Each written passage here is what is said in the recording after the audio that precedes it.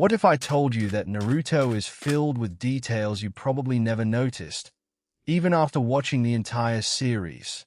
Some of them are hidden in plain sight. A character's name, a seemingly meaningless habit, a line that sounds like ordinary dialogue, a tiny detail in a character's design, and sometimes, something you thought was simply part of the story turns out to connect to an idea that Naruto has been quietly building since the very beginning. Because Naruto is not just a story about ninjas, battles, and becoming Hokage. Beneath the Rasengan, the Sharingan, the tailed beasts, and the wars is a much quieter story. A story about loneliness, about inherited hatred, about friendship, about the things people carry without telling anyone. And tonight, we're going to slow everything down.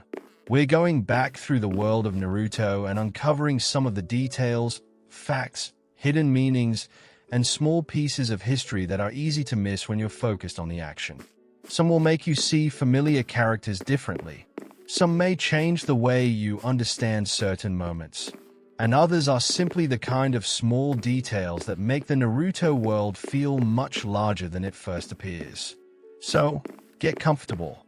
Let the battles become distant. Let the voices of the Shinobi world grow quieter. And as you slowly drift towards sleep, let's return to the Hidden Leaf Village.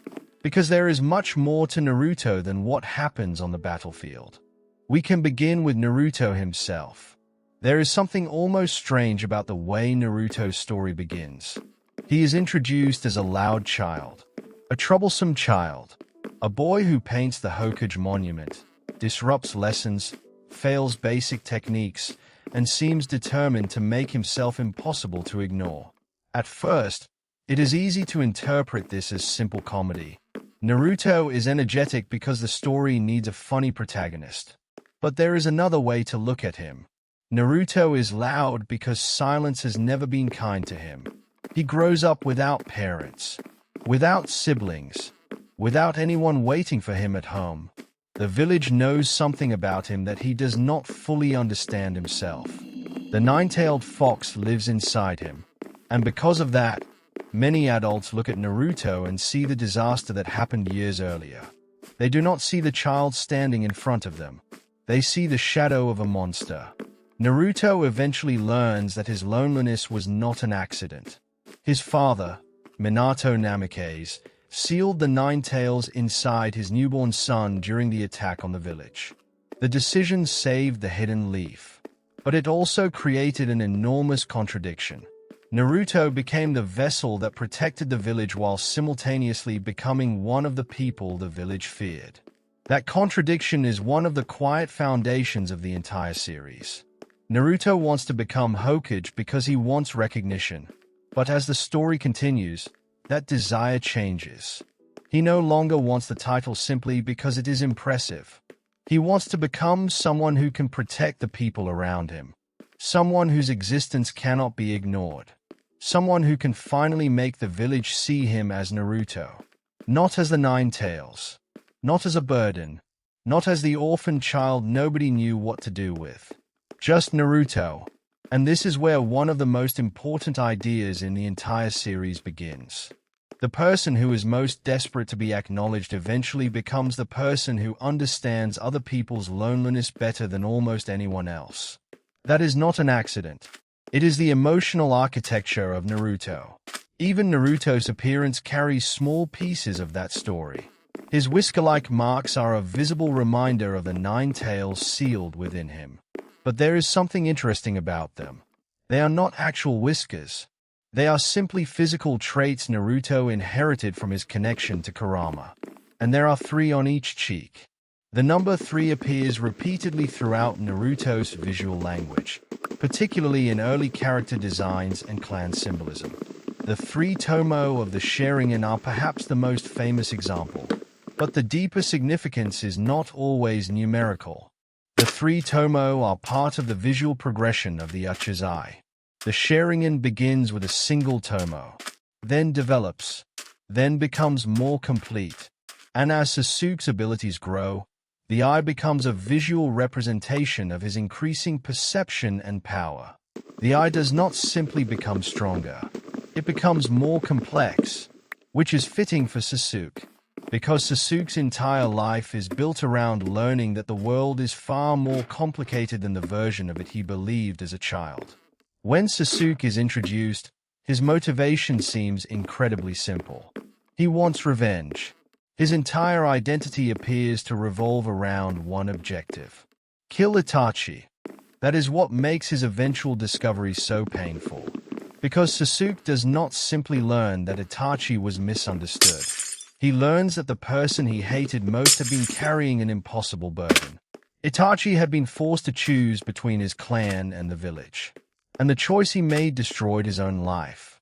The massacre of the Uchiha is one of Naruto's most important historical events, but its emotional weight comes from something much smaller.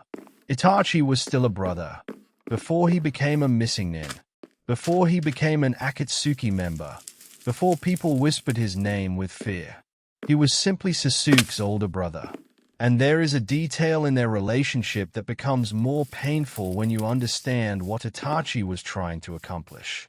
Itachi constantly tells Sasuke that he is weak. He tells him that he needs hatred. He tells him to become stronger. At first, these words seem cruel, but Itachi is deliberately creating distance.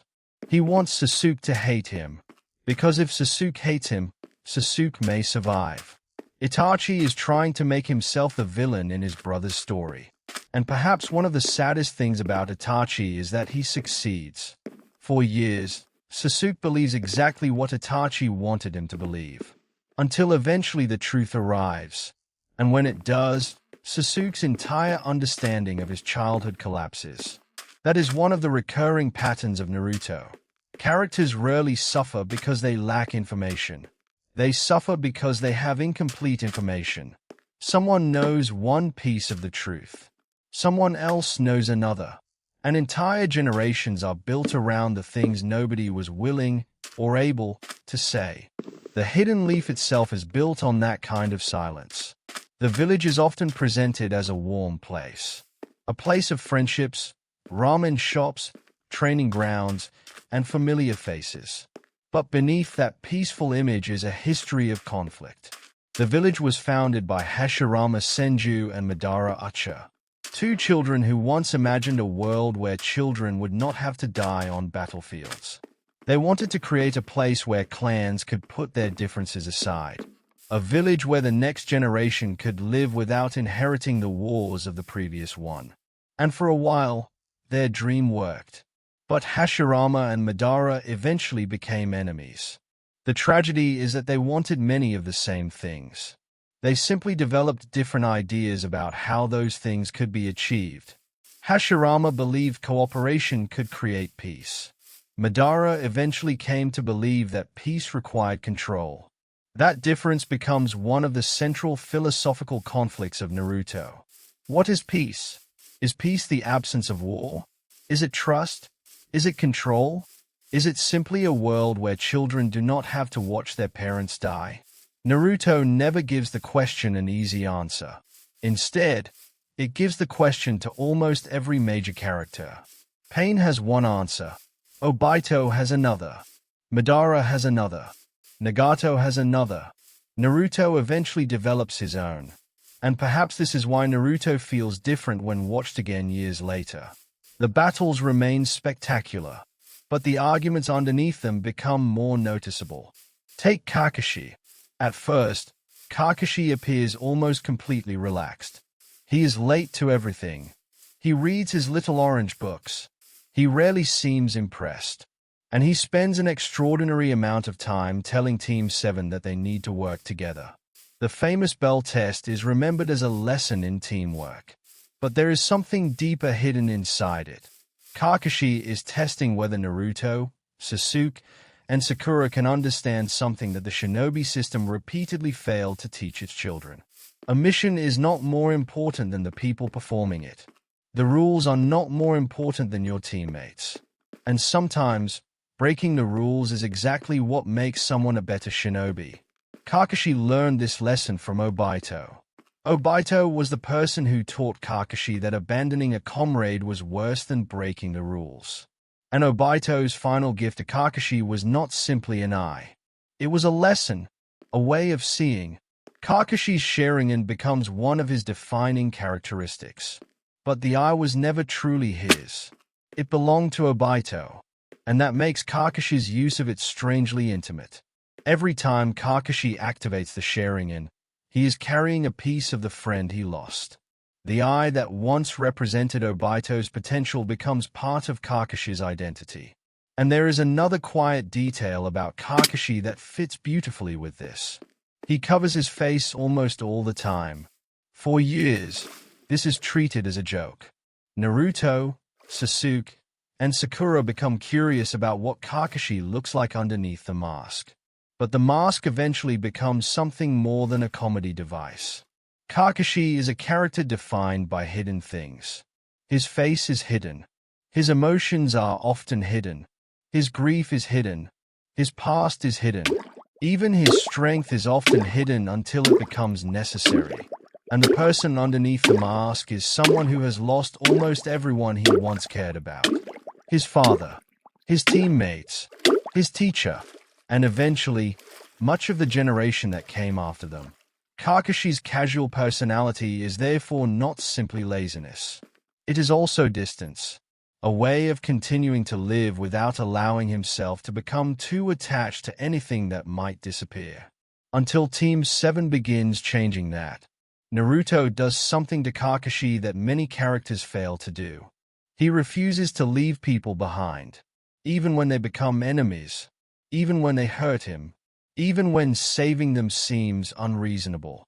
Naruto keeps returning, and that becomes one of the defining differences between Naruto and the generations before him. The older Shinobi learned to survive by accepting loss. Naruto learns to survive by refusing to accept that loss has to be the final answer. That idea becomes especially important when he meets Nagato. Nagato, who becomes Pain, is one of the clearest examples of what Naruto could have become under different circumstances. Both lose people they love. Both experience war. Both become containers for enormous power. Both want peace. But Nagato reaches a different conclusion. He believes people cannot understand peace until they experience enough pain to fear war. Naruto disagrees. And the remarkable part is that Naruto does not defeat Nagato's philosophy simply by overpowering him. He listens. That scene is one of the quietest turning points in the series. Naruto has every reason to hate Pain. Pain killed Jiraiya. Pain destroyed the village. Pain killed people Naruto cared about. And yet Naruto chooses to understand the person behind the destruction. It does not erase what Nagato did, but it allows Naruto to break the cycle that Nagato had inherited. And that brings us to Jiraiya. Jiraiya is often remembered as the eccentric pervert, the wandering sage, the man who constantly made Naruto embarrassed. But beneath the comedy is one of the most important teachers in the story. Jiraiya believed in the possibility of change, not because he was naive. He had seen too much suffering for that. He lost friends. He failed students. He watched wars consume people he cared about. And yet he continued searching for an answer. Jiraiya's dream was not simply to create a powerful shinobi. He wanted to find the person who could break the cycle of hatred. He eventually believed that person might be Naruto. But Jiraiya never got to see how far Naruto would go. His death is therefore painful for another reason. Naruto loses one of the few adults who genuinely believed in him before the rest of the world did. And there is something almost poetic about the way Jiraiya's story ends. He dies while thinking about his failures. But eventually, his thoughts return to Naruto, the student who kept getting back up, the student who never abandoned his ridiculous dream, the student who might finally prove that Jiraiya's own life had not been wasted. There is a reason Naruto repeatedly returns to the idea of inherited will. The will of fire is not simply a slogan. It is a philosophy passed from one generation to another. Hashirama passes something to Hiruzen. Hiruzen passes something to Jiraiya. Jiraiya passes something to Naruto. And Naruto eventually changes what that inheritance means. The will of fire originally exists within a village system, but Naruto gradually transforms it into something more universal. The idea that protecting others is worthwhile even when there is no personal reward. That a generation should sacrifice itself so the next generation does not have to. That children should inherit dreams rather than hatred. And perhaps that is why the Hokage monument is such an appropriate symbol for the hidden leaf. The faces carved into the mountain are literally the faces of previous generations. They watch over the village. But Naruto spends much of his childhood looking at those faces from below. He wants his own face carved into that mountain.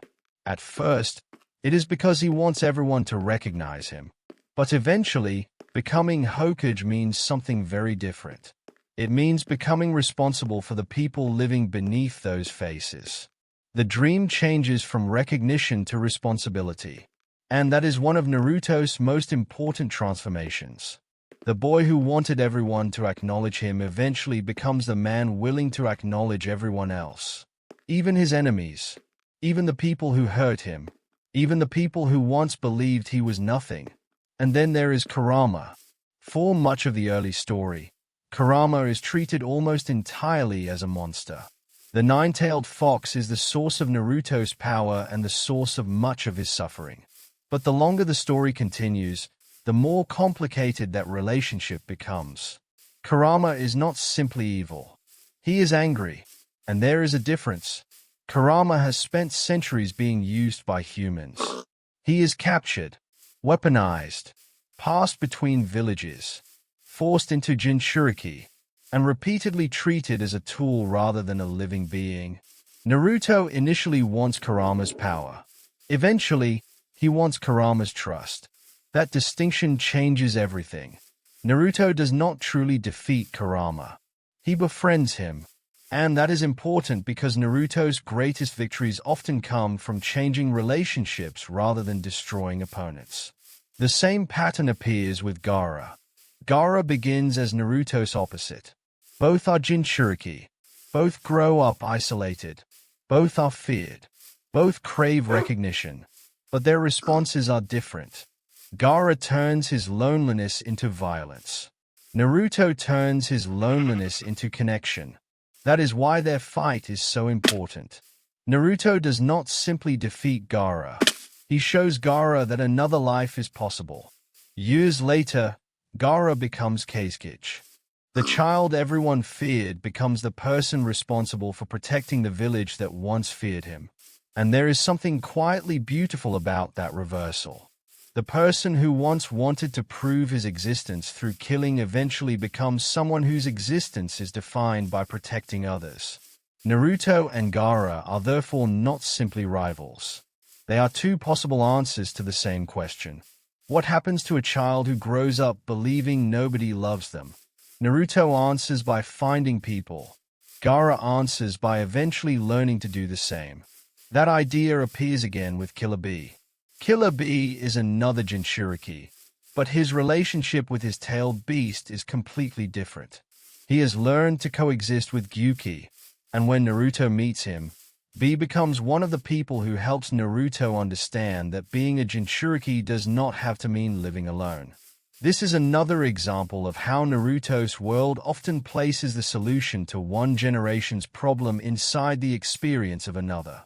The characters are constantly teaching one another how to survive things they once believed were impossible. Even the Akatsuki can be understood through this lens. At first, the organization appears to be a collection of terrifying criminals. But as their stories unfold, many of them become reflections of the world that created them. Itachi is shaped by war. Pain is shaped by war. Conan is shaped by war. Obito is shaped by loss. Sasori is shaped by loss. Deidara is obsessed with art and destruction. Each member carries a different response to a world that repeatedly taught them that human lives were expendable. The Akatsuki therefore becomes something more complicated than a villain organization. It becomes a museum of broken philosophies. Each member has decided that the world must be changed. They simply disagree on what the change should look like. And among them, Perhaps no character embodies this more clearly than Obito. Obito begins as someone surprisingly similar to Naruto.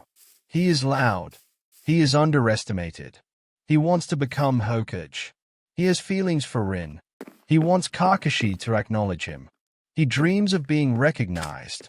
The similarities are not subtle. Obito is essentially one possible version of Naruto. The difference is what happens after tragedy. Naruto loses people and continues searching for connection. Obito loses Rin and decides the world itself is unacceptable. He does not want to repair reality. He wants to replace it. The infinite Tsukuyomi becomes the ultimate expression of that desire. A world where everyone receives the dream they want. No loneliness, no war, no rejection, no loss. On the surface, it sounds almost merciful. But Naruto rejects it. Because a perfect dream that removes people's ability to choose is not freedom. And that brings the story back to one of its oldest questions. What does it mean to be free? The answer is never simply doing whatever you want. Freedom in Naruto is tied to accepting reality, accepting pain, accepting uncertainty, and still choosing what kind of person you want to be. That is why Naruto's greatest strength is not simply the Rasengan. It is not the Nine Tails. It is not Sage Mode. It is not even Six Paths power. His greatest strength is his ability to continue believing that people can change. That belief is tested repeatedly, and yet it survives. Even Sasuke cannot escape it. Sasuke spends years trying to cut his bonds. He believes bonds are sources of pain. If he has nobody to care about, then nobody can hurt him. But Naruto understands something Sasuke does not. Bonds can cause pain, but without bonds, there is nothing worth protecting. That is why their final battle feels so different from their earlier fights. They are not fighting simply because one wants to win. They are fighting because both of them believe their understanding of the future is correct. Sasuke believes peace requires him to carry the world's hatred alone. Naruto believes peace requires people to carry their burdens together. The fight becomes a philosophical argument expressed through fists, chakra, and enormous techniques. And when it ends, neither person truly destroys the other. Naruto simply refuses to let Sasuke disappear. That is the promise he has been making since they were children. I will not give up on you. And perhaps that is the simplest summary of Naruto's entire philosophy. I will not give up on you. Not because you are innocent. Not because you deserve forgiveness automatically. But because abandoning you would mean accepting that the cycle cannot be broken. And Naruto's entire journey exists to prove that it can. There are also quieter details in Naruto's world that have nothing to do with its largest philosophical questions. For example, the names of many characters contain hidden meanings. Naruto Uzumaki's surname refers to the whirlpool. This connects him to the Naruto whirlpools associated with the Naruto Strait in Japan. It is also an appropriate name for a character whose life repeatedly pulls people toward him. The Uzumaki clan itself is associated with sealing techniques. Their red hair and enormous vitality become recurring visual and narrative characteristics. The clan's relationship with the hidden leaf is also important. Naruto's mother, Kushina Uzumaki, comes from the Uzumaki clan. She becomes the second Jinchuriki of Kurama, and the story quietly connects Naruto's strength to both sides of his heritage. From Minato, he inherits the Namake's name and the legacy of the fourth Hokage. From Kushina, he inherits the Uzumaki vitality and the history of a clan that had already been nearly destroyed. Naruto grows up knowing neither of these things. He is carrying two enormous legacies without understanding either one, and perhaps that makes his eventual identity more meaningful. He does not become important simply because of who his parents were. He becomes important because of what he chooses to do with what they left behind. The same principle applies to Sasuke. Sasuke inherits the Uchiha name. He inherits the Sharingan. He inherits the hatred surrounding his clan. But eventually, He has to decide what the Uchiha name means to him. The story repeatedly asks whether inheritance is destiny. Naruto says no. Your past can explain you. It can shape you. It can hurt you. But it does not have to decide what you become. Even the tailed beasts themselves reflect this idea. There are 9 of them. They are born from the 10 tails and divided by Hagoromo or Akatsuki. But over generations, humans treat them as weapons. They are given numbers instead of identities. 1 tail, 2 tails, 3 tails, and so on. Their individual personalities are frequently overlooked. Naruto eventually starts calling them by their names. Shukaku, Matatabi, Isobu, Son Goku, Kokuo, Saiken, Chomai, Gyuki, Kurama. It is a small act, but it matters. Names are one of Naruto's recurring symbols. A name means someone is an individual, not a weapon, not a number, not a title, not a container, not a monster, an individual. That is why Naruto's own name matters so much. For most of his childhood, people refuse to truly see him. Eventually, he becomes someone who sees others. And perhaps that is the quietest transformation in the entire story. The lonely child becomes the person who notices loneliness. The rejected child becomes the person who refuses to reject others. The boy who wanted acknowledgement becomes the man who gives acknowledgement freely, even to people who once hated him. There is another detail worth sitting with. Naruto's obsession with ramen is often treated as a running joke. And it is funny. Ichiraku Ramen becomes one of the few places that remains familiar throughout the series. But there is something comforting about that repetition. Naruto's life changes constantly. People leave. Villages are destroyed. Friends grow older. Teachers die. Wars begin. The world itself changes. But Ichiraku remains. A small place where Naruto can sit down and eat. A place where he is not a Jinchuriki, not a Shinobi, not a future Hokage, just a hungry kid eating ramen. That kind of ordinary detail is part of what makes the world feel lived in. Naruto contains enormous mythology, but it also contains small routines. People eat, people argue, people oversleep, people get embarrassed, people celebrate birthdays. People complain about paperwork. Even the Hokage has to deal with ordinary responsibilities. And this contrast is important. The world can be ending, and someone still has to make dinner. Someone still has to repair a building. Someone still has to teach the academy students. Someone still has to clean the ramen shop. The extraordinary exists beside the ordinary, and that makes the extraordinary feel more meaningful. Because the people fighting for the village are ultimately fighting for those ordinary moments. For the possibility of coming home. For the possibility of eating with friends. For the possibility that tomorrow will be boring. There is also something strangely peaceful about the way Naruto depicts seasons. The village changes visually. Snow falls. Leaves move through the streets. Rain settles over rooftops. Training grounds become quiet. The world does not stop simply because a character is grieving. Life continues. And perhaps that is one of the most realistic things about Naruto. Grief does not freeze the world. You still wake up. You still eat. You still have missions. You still hear people laughing somewhere. And eventually, without noticing exactly when it happened, you begin living again. This is particularly important for characters like Kakashi. He loses people and continues. Tsunade loses people and continues. Jiraiya loses people and continues. Naruto loses people and continues. Continuing does not mean forgetting. It means carrying them.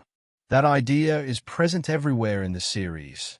Kakashi carries Obito through his eye. Naruto carries Jiraiya through his philosophy.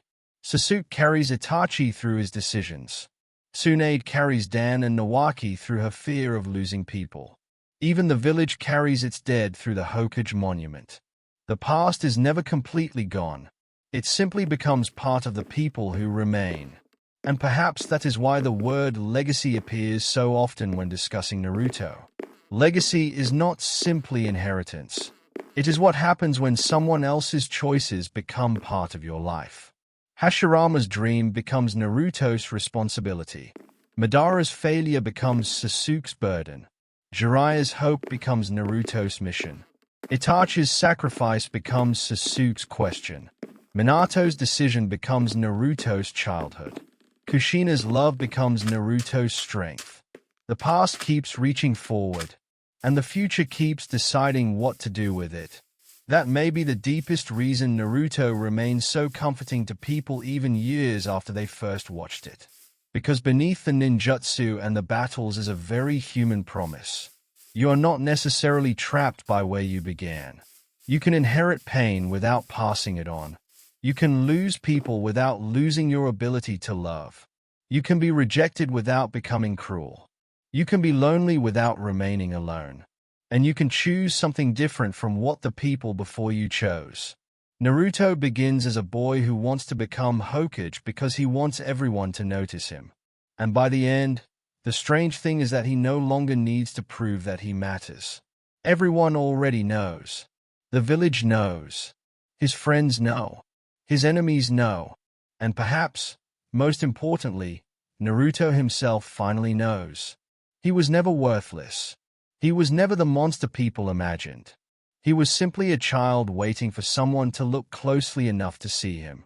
And eventually, he became someone who looked closely enough to see everyone else. So if you're still awake now, you might let the louder parts of Naruto's world fade for a moment. Let the battles disappear. Let the explosions become distant.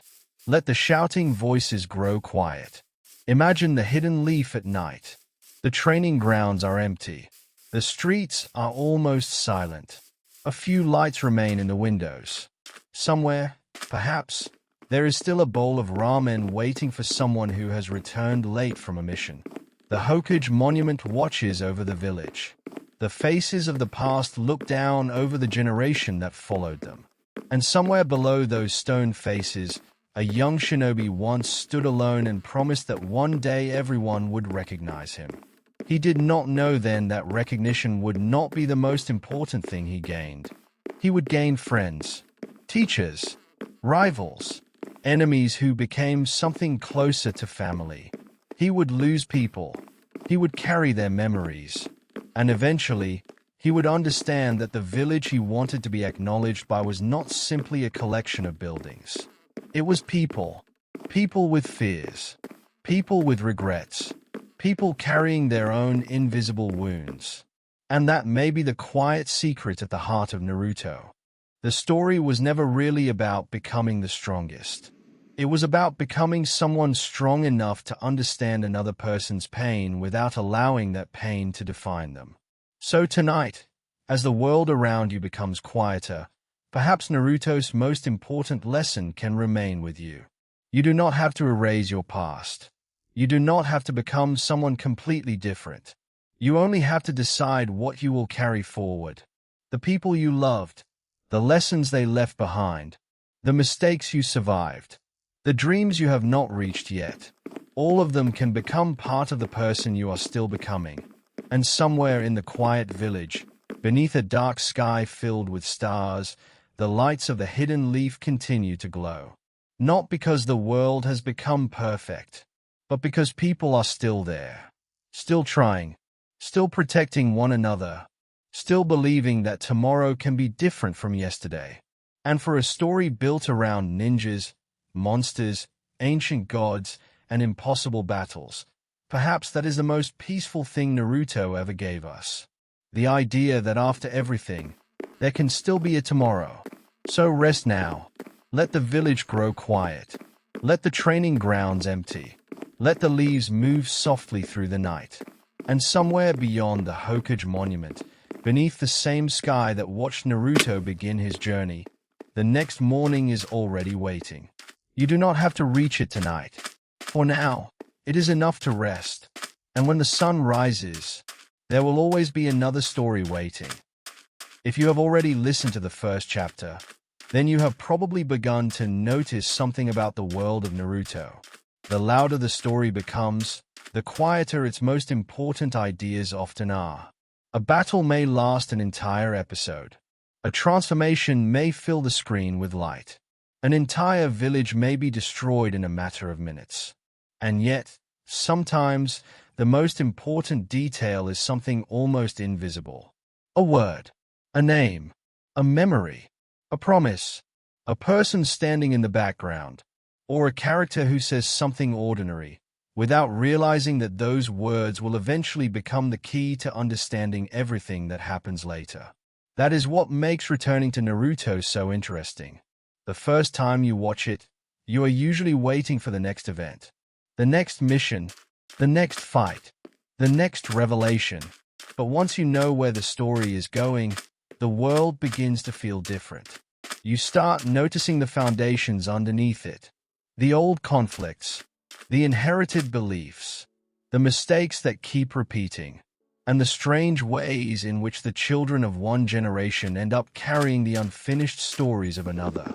So, tonight, we're going deeper, not rushing toward the ending, not trying to complete the story as quickly as possible. Instead, we're going to wander through some of the people, clans, villages, techniques, symbols, and quieter facts that make the Naruto world feel so much larger than the main story alone. And if you're listening while getting ready to sleep, you don't need to remember everything. Let the details simply pass by, one after another, like leaves moving through the night air of the hidden leaf. Because sometimes a story is most enjoyable when you don't need to reach the end of it. You can simply stay inside it for a while. And tonight, there is still a great deal of the Shinobi world left to explore. Let's begin with the place that gave Naruto its name in the first place. The Hidden Leaf Village. Konoha. When Naruto is young, the village feels almost like the entire world. There are missions outside it, of course. There are other countries, other villages, other shinobi. But emotionally, Konoha is home. And this is interesting because Naruto does not begin the story feeling at home there. He lives inside the village, but he does not truly belong to it. That distinction is important. A home is not necessarily a place. It is a place where you feel recognized. Naruto has a roof over his head. He has food. He attends the academy. He has access to the same basic village systems as other children. But he does not have the emotional foundation that makes those things feel like belonging. He is surrounded by people and still isolated. And that is one of the reasons the village itself becomes such an important character. Konoha is not perfect. It has traditions. It has secrets. It has political problems. It has prejudices. It has made terrible decisions. And yet, it also contains the possibility of change. That contradiction is everywhere in Naruto. The village can fail Naruto. And later, Naruto can still choose to protect the village. The shinobi system can create suffering. And Naruto can still believe that the people living inside that system deserve protection. The past can be broken, and the future does not have to repeat it. The village was founded by two people whose relationship eventually became one of the central stories of the entire world. Hashirama Senju and Madara Uchiha. Before they became legends, they were children. This is easy to forget. The statues on the mountain make Hashirama and Madara seem almost mythological. Their faces are carved into history.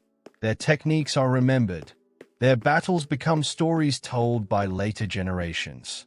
But originally, they were simply two boys living in a world where children were expected to participate in war. That is one of the most important pieces of background in Naruto. The shinobi system did not begin with adults. It was built around children. Children trained to fight. Children sent on missions. Children expected to understand death before they were old enough to understand what life was supposed to be. Hashirama and Madara both experience this world. Both lose siblings. Both understand what it means to grow up surrounded by conflict. And both dream of something different. They imagine a village where children can be protected from the wars between clans. This is where the idea of Konoha becomes more meaningful. It is not simply a military settlement. At least, that is not what it was supposed to be. It was an attempt to create a future in which children would not inherit the battlefield. Hashirama believes the Senju and Ucha can cooperate. Madara is initially willing to believe it too. And for a while, the dream works. The clans unite. Other families join. The hidden leaf becomes powerful. But power introduces a new problem. Who should lead? Hashirama becomes the first Hokage. Madara sees the situation differently. And eventually, the friendship collapses. The irony is almost painful. The village was created to end the cycle of hatred. And the founders themselves become victims of that same cycle. This is not an accident. Naruto repeatedly suggests that simply creating a new institution does not automatically eliminate old beliefs. You can change the village. You can change the rules. You can build monuments. But if people carry the same hatred inside them, the conflict can return. That is why the story of Hashirama and Madara continues to echo through Naruto and Sasuke. The two pairs are not identical, but they are connected by the same basic question. Can two people with completely different ideas about the future still remain connected? Naruto believes yes. Sasuke spends much of his life believing no. Hashirama believes cooperation is possible. Madara eventually believes that cooperation is too fragile. And this difference in philosophy becomes one of the deepest conflicts in the series. Madara's solution to peace is control. If everyone experiences the same dream, then nobody needs to fight. If reality itself becomes something that can be controlled, then perhaps pain can be removed. It sounds peaceful, but it removes something essential: choice. Naruto eventually rejects the idea that peace is worth having if people must surrender their freedom to obtain it. And this is why the final conflict is not really about which technique is stronger. It is about which vision of humanity will survive.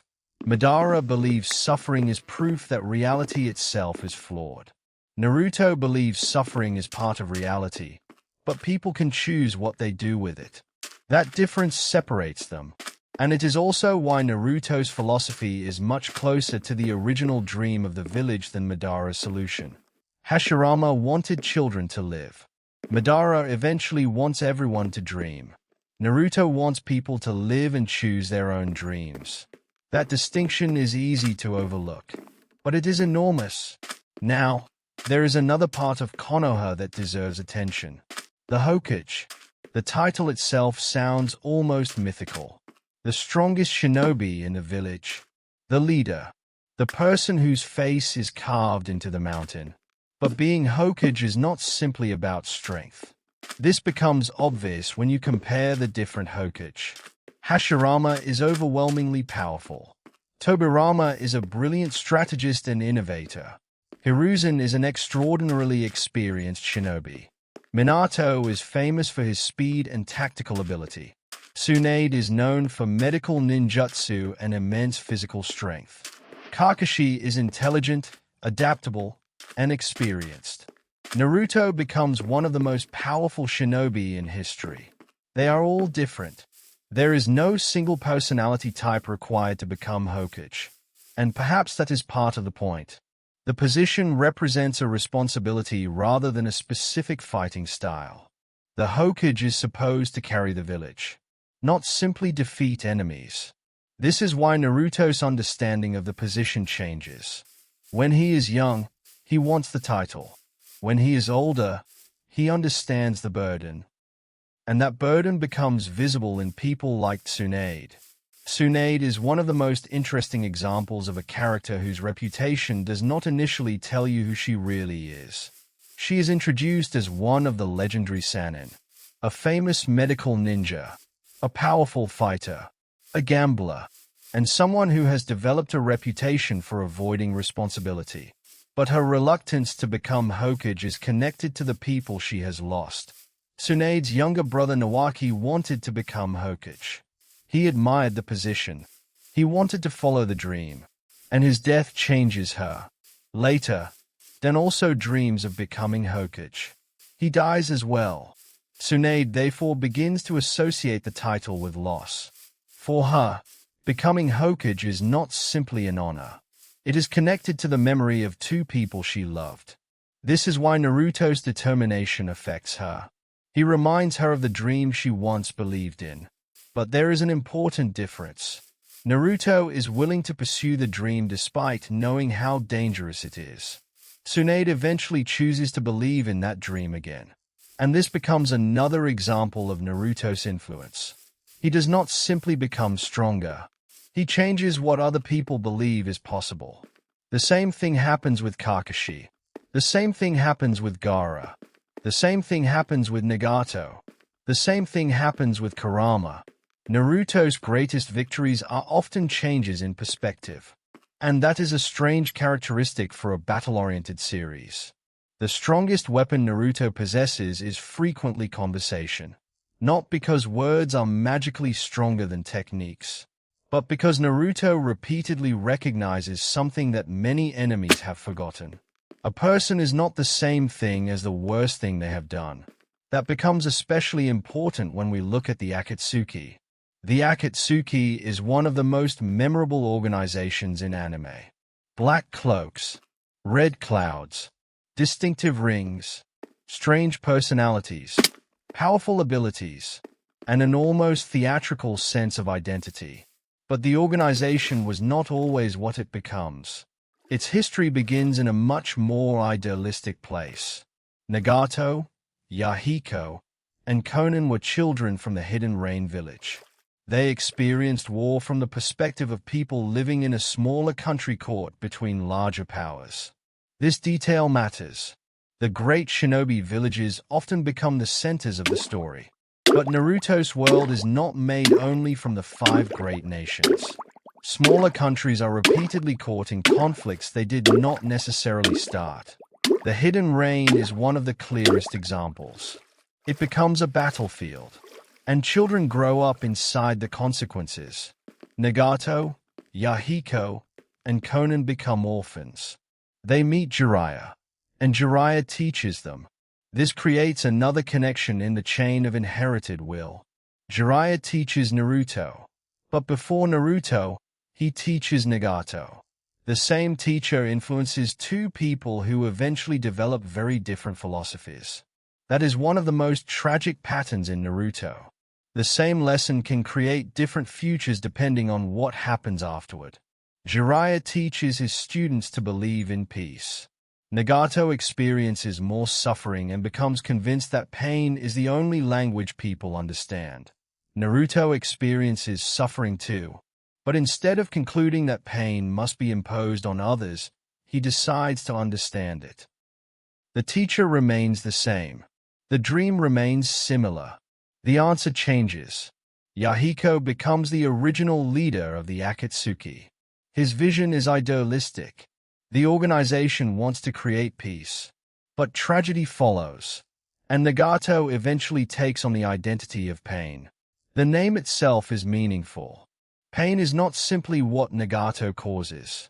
It is what he believes the world needs to understand. He wants people to experience enough suffering that they will finally fear repeating war. His philosophy is essentially built around shared pain. If everyone suffers, perhaps everyone will understand one another. The problem is that shared suffering does not automatically create compassion. Sometimes, it creates more suffering. And Naruto's answer is different. He does not say that pain is meaningless. He accepts that pain matters, but he refuses to believe that the only way to teach people is to hurt them. That difference is why their conversation after the battle is so important. Naruto is not simply defeating an enemy. He is answering a philosophical question. Can understanding exist without repeating the suffering that created the question? Naruto believes it can, and perhaps the most surprising part is that Nagato eventually accepts the possibility. This is not because Naruto proves that Nagato was harmless. He wasn't. Naruto simply gives him a reason to believe in something other than revenge. That is one of the recurring patterns in the story. The past explains the character, but it does not completely determine the future. Now consider Konan. She is often overshadowed by Nagato, but her story contains one of the clearest connections to the original dream of the Akatsuki. Konan is not simply an enemy. She is someone who continues to believe in Yahiko and Nagato long after the organization changes. Her paper-based techniques also make her visually distinct. The paper is not merely a combat gimmick. It becomes part of her identity. She can fold herself into paper, create paper weapons, create paper clones, turn into sheets of paper. The visual concept is almost delicate, but it is used for a character who comes from a violent world. That contrast is characteristic of Naruto. Beautiful things and dangerous things often occupy the same space. Flowers, rain, leaves, birds, paper, clouds, and all of them can appear beside war. The Akatsuki cloak itself contains one of the most recognizable symbols in the series. The red clouds. They are usually interpreted within the story as representing the blood that fell over the hidden rain during wartime. That gives the organization's visual design an interesting contradiction. The clouds are beautiful, but they represent bloodshed. The cloak looks elegant, but it belongs to criminals. The organization speaks about peace, but its members are associated with violence. Naruto repeatedly uses visual beauty to surround painful ideas. This is also true of Itachi. Itachi's design is calm. His movements are controlled. His clothing is simple. His eyes are quiet. And yet his history is one of the most painful in the story. Itachi is one of the characters who becomes almost completely different when viewed a second time. During the early story, he appears terrifying. He massacred his clan. He joined the Akatsuki. He manipulated Sasuke. He seemed cruel. But after the truth is revealed, many of those earlier scenes change meaning. That is one of Naruto's most effective storytelling techniques. A scene does not necessarily change. Your understanding of it changes. The same words can feel completely different once you know what the character knew at the time.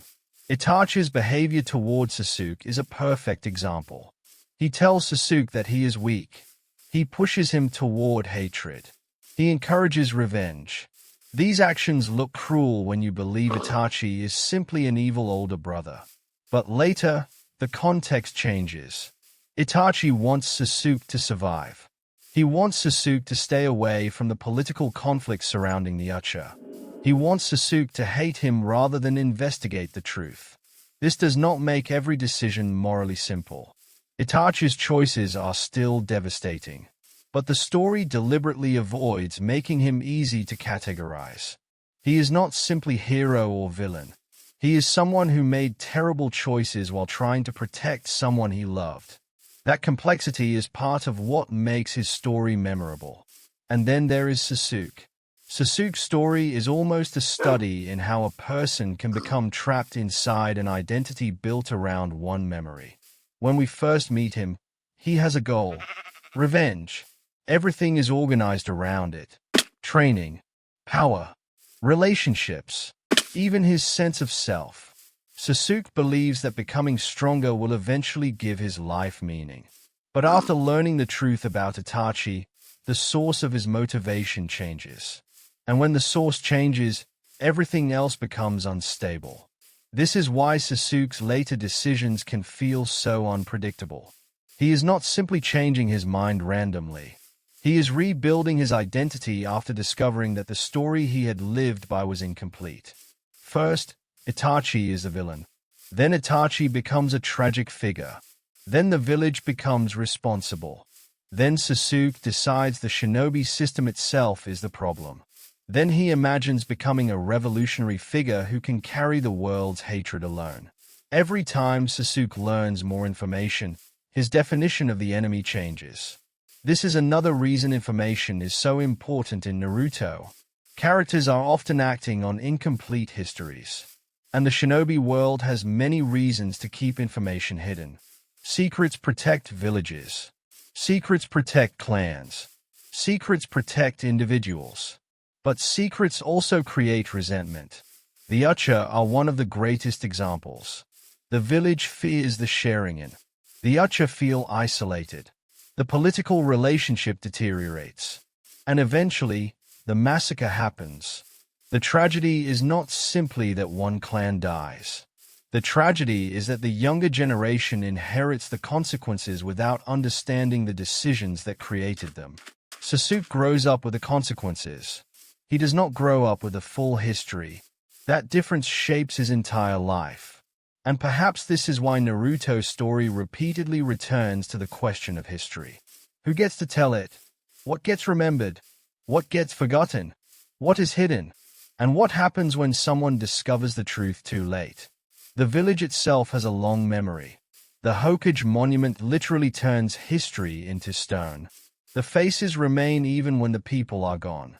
But stone can only show one version of a person. Hashirama's face tells you that he was Hokage. It does not tell you what he feared. Madara's absence from the monument is itself meaningful. He was central to the founding of the village. But history remembers him as an enemy. The monument therefore represents more than leadership. It represents selective memory. The people who become symbols are remembered in certain ways. The complicated parts are often left behind. This is why Naruto's later revelations matter so much. They complicate the symbols. They make the legendary figures human again. Hashirama is not simply the first Hokage. He is a man who wanted peace and could not fully achieve it. Madara is not simply a monster. He is a man whose fear of losing another brother eventually transforms his understanding of peace. Itachi is not simply a criminal. He is a person trapped inside an impossible political decision. Obito is not simply a masked enemy. He is a former child who once dreamed of becoming Hokage. Nagato is not simply pain. He is an orphan who once wanted to stop war. The story repeatedly asks you to look behind the title, behind the mask, behind the reputation, behind the technique, behind the name, and perhaps nobody embodies this better than Kakashi. Kakashi Hatake is introduced as the teacher of Team 7. He appears lazy. He is late. He reads. He jokes. He seems almost impossible to take seriously. But the more we learn about him, the more his behavior makes sense. Kakashi grew up in a world where rules mattered enormously. His father, Sakumo Hatake, was a legendary shinobi. But Sakumo eventually abandoned a mission to save his comrades. The mission failed, and instead of being celebrated for protecting his teammates, Sakumo was condemned for failing the mission. The shame becomes so severe that it destroys him. Kakashi learns the wrong lesson from this at first. He believes rules must come before people. Then he meets Obito. Obito teaches him the opposite. A comrade is more important than a rule. That lesson becomes central to Kakashi's identity. And then Obito is seemingly lost.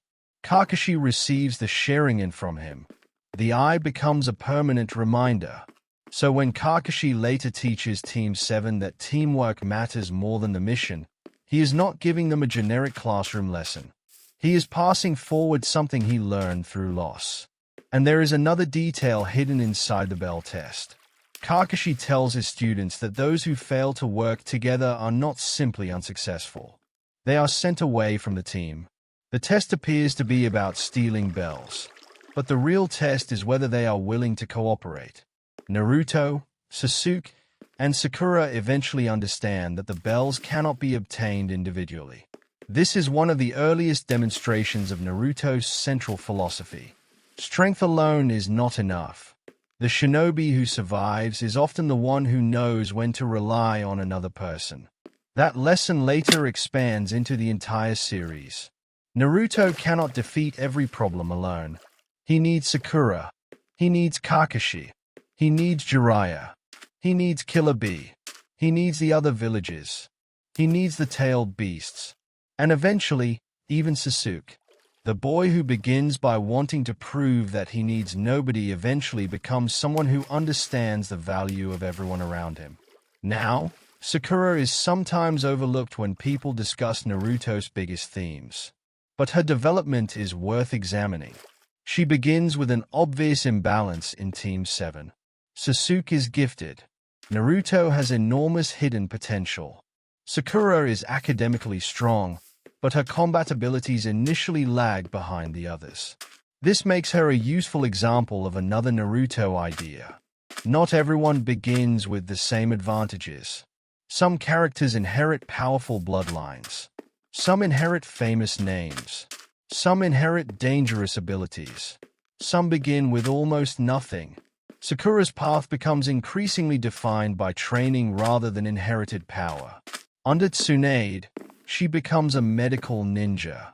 Her strength develops dramatically, and her importance to the team changes.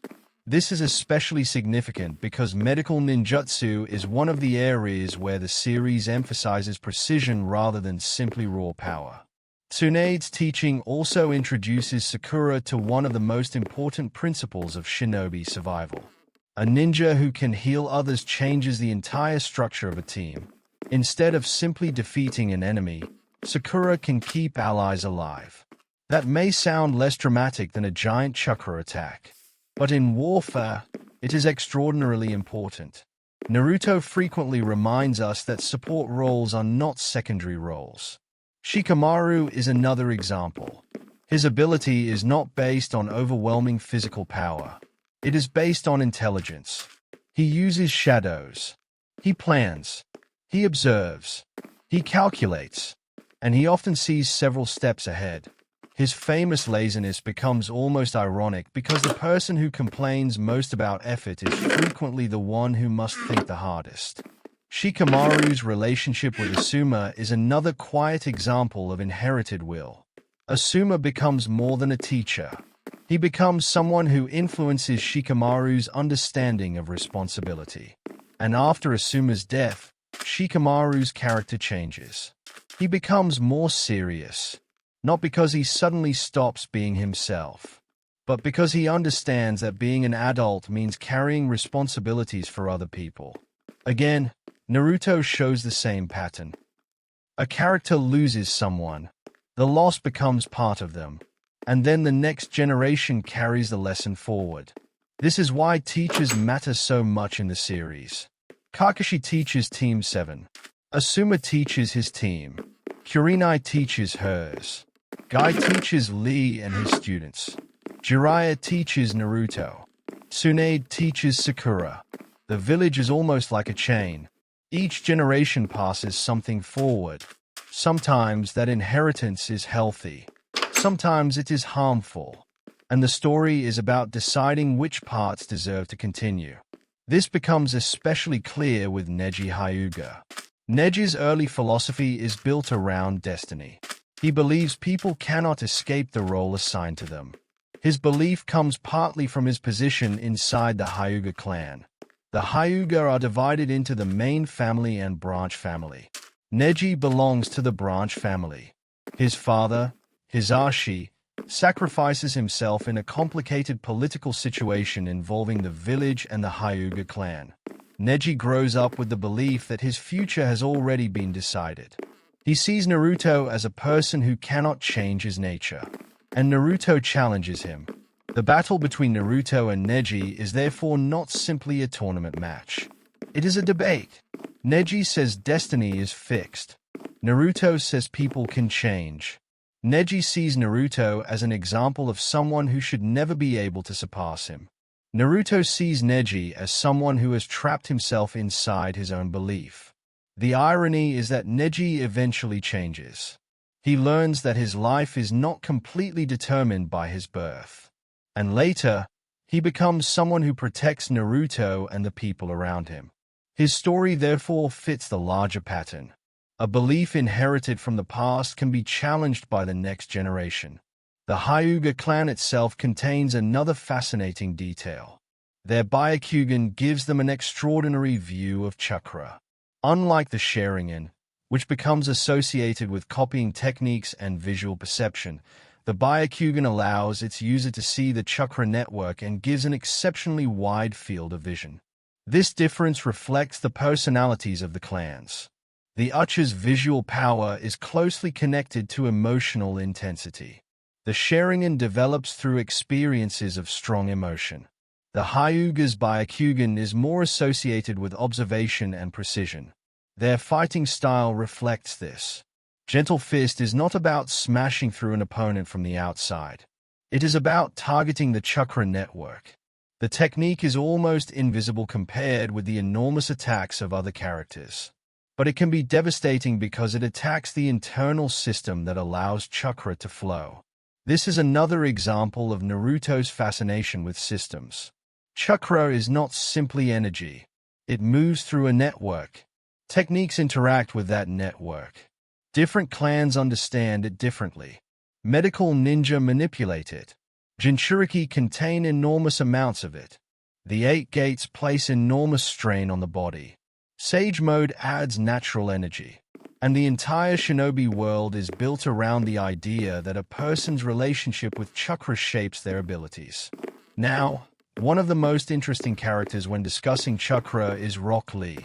Lee cannot use ninjutsu or genjutsu normally, and yet, he refuses to accept that this means he cannot become a great shinobi. This makes him a direct challenge to the idea that talent is destiny. Lee trains his body. He develops taijutsu. He becomes one of the strongest examples of effort in the early series. His relationship with Might Guy reinforces this. Guy sees potential in Lee, and Lee believes in Guy. Their bond becomes almost symbolic. Two people who are not defined by inherited supernatural abilities. They rely on training, discipline, persistence, and an almost unreasonable amount of enthusiasm. The humor surrounding Guy and Lee can make their philosophy easy to miss. But beneath the comedy is a serious idea. You can be limited in one area and still become exceptional in another. Naruto himself embodies a similar principle. He is not the best student. He struggles with basic academy techniques. But he possesses an enormous capacity for growth. Different characters simply begin from different places. And this is why Naruto's world feels full of possibilities. There is no single route to becoming powerful. Some use bloodlines. Some use intelligence. Some use tools. Some use taijutsu. Some use summons. Some use medical techniques. Some use sealing. Some use their relationship with a tailed beast. Some use forbidden techniques.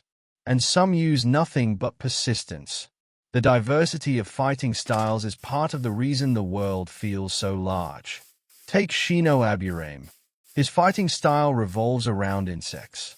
The insects live inside his body and feed on chakra. They can be used for tracking, defense, attack, surveillance, and information gathering. At first glance, it is a strange ability, but strategically, it is extremely useful. Shino is also a character who speaks calmly and thinks methodically. His personality fits his technique. Quiet, patient, observant. He does not need to dominate a battlefield to be dangerous. He simply needs time to understand it. The same can be said of Kiba and Akamaru. Their relationship demonstrates another recurring theme. Shinobi are rarely entirely alone. Animals become partners. Summons become allies. Teammates become family. Even weapons can become extensions of identity. The bond between Kiba and Akamaru is therefore more than a cute side story. It is part of Naruto's larger idea that strength can come from cooperation. And then there is Ino. Her mind transfer techniques are built around controlling or entering another person's mental space. This is a completely different approach to combat. Instead of overwhelming the body, the technique targets consciousness. Her family's abilities also demonstrate how clan techniques are passed down. Again, inheritance is everywhere. A child does not enter the world as a blank slate. They receive a name, a family, a village, a history, a technique, a set of expectations, and then they decide what to do with those things. This is why clan stories matter so much. The Noro, the Akamichi, the Yamanaka, the Aburame, the Hyuga, the Ucha, the Senju, the Uzumaki. Each clan carries something forward. But Naruto repeatedly asks whether inherited identity should become inherited destiny. The answer is usually no. You can inherit a technique. You can inherit a name. You can inherit a history. But you still have to decide what those things mean. Naruto inherits the Nine Tails. Sasuke inherits the Sharingan.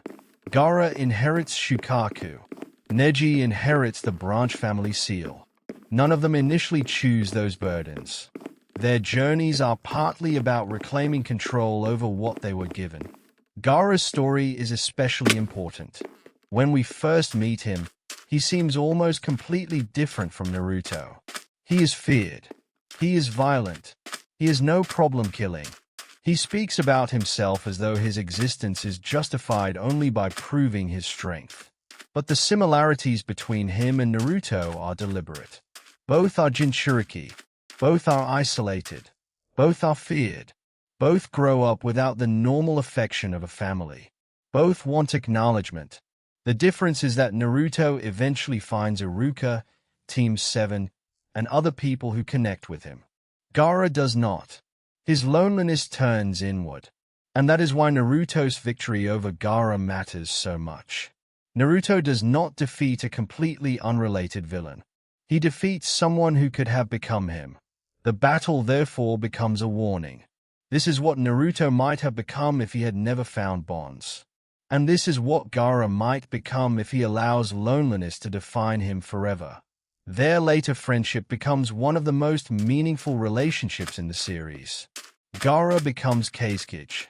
The boy who was once feared by his own village becomes its leader. This reversal is not merely satisfying. It completes an emotional circle.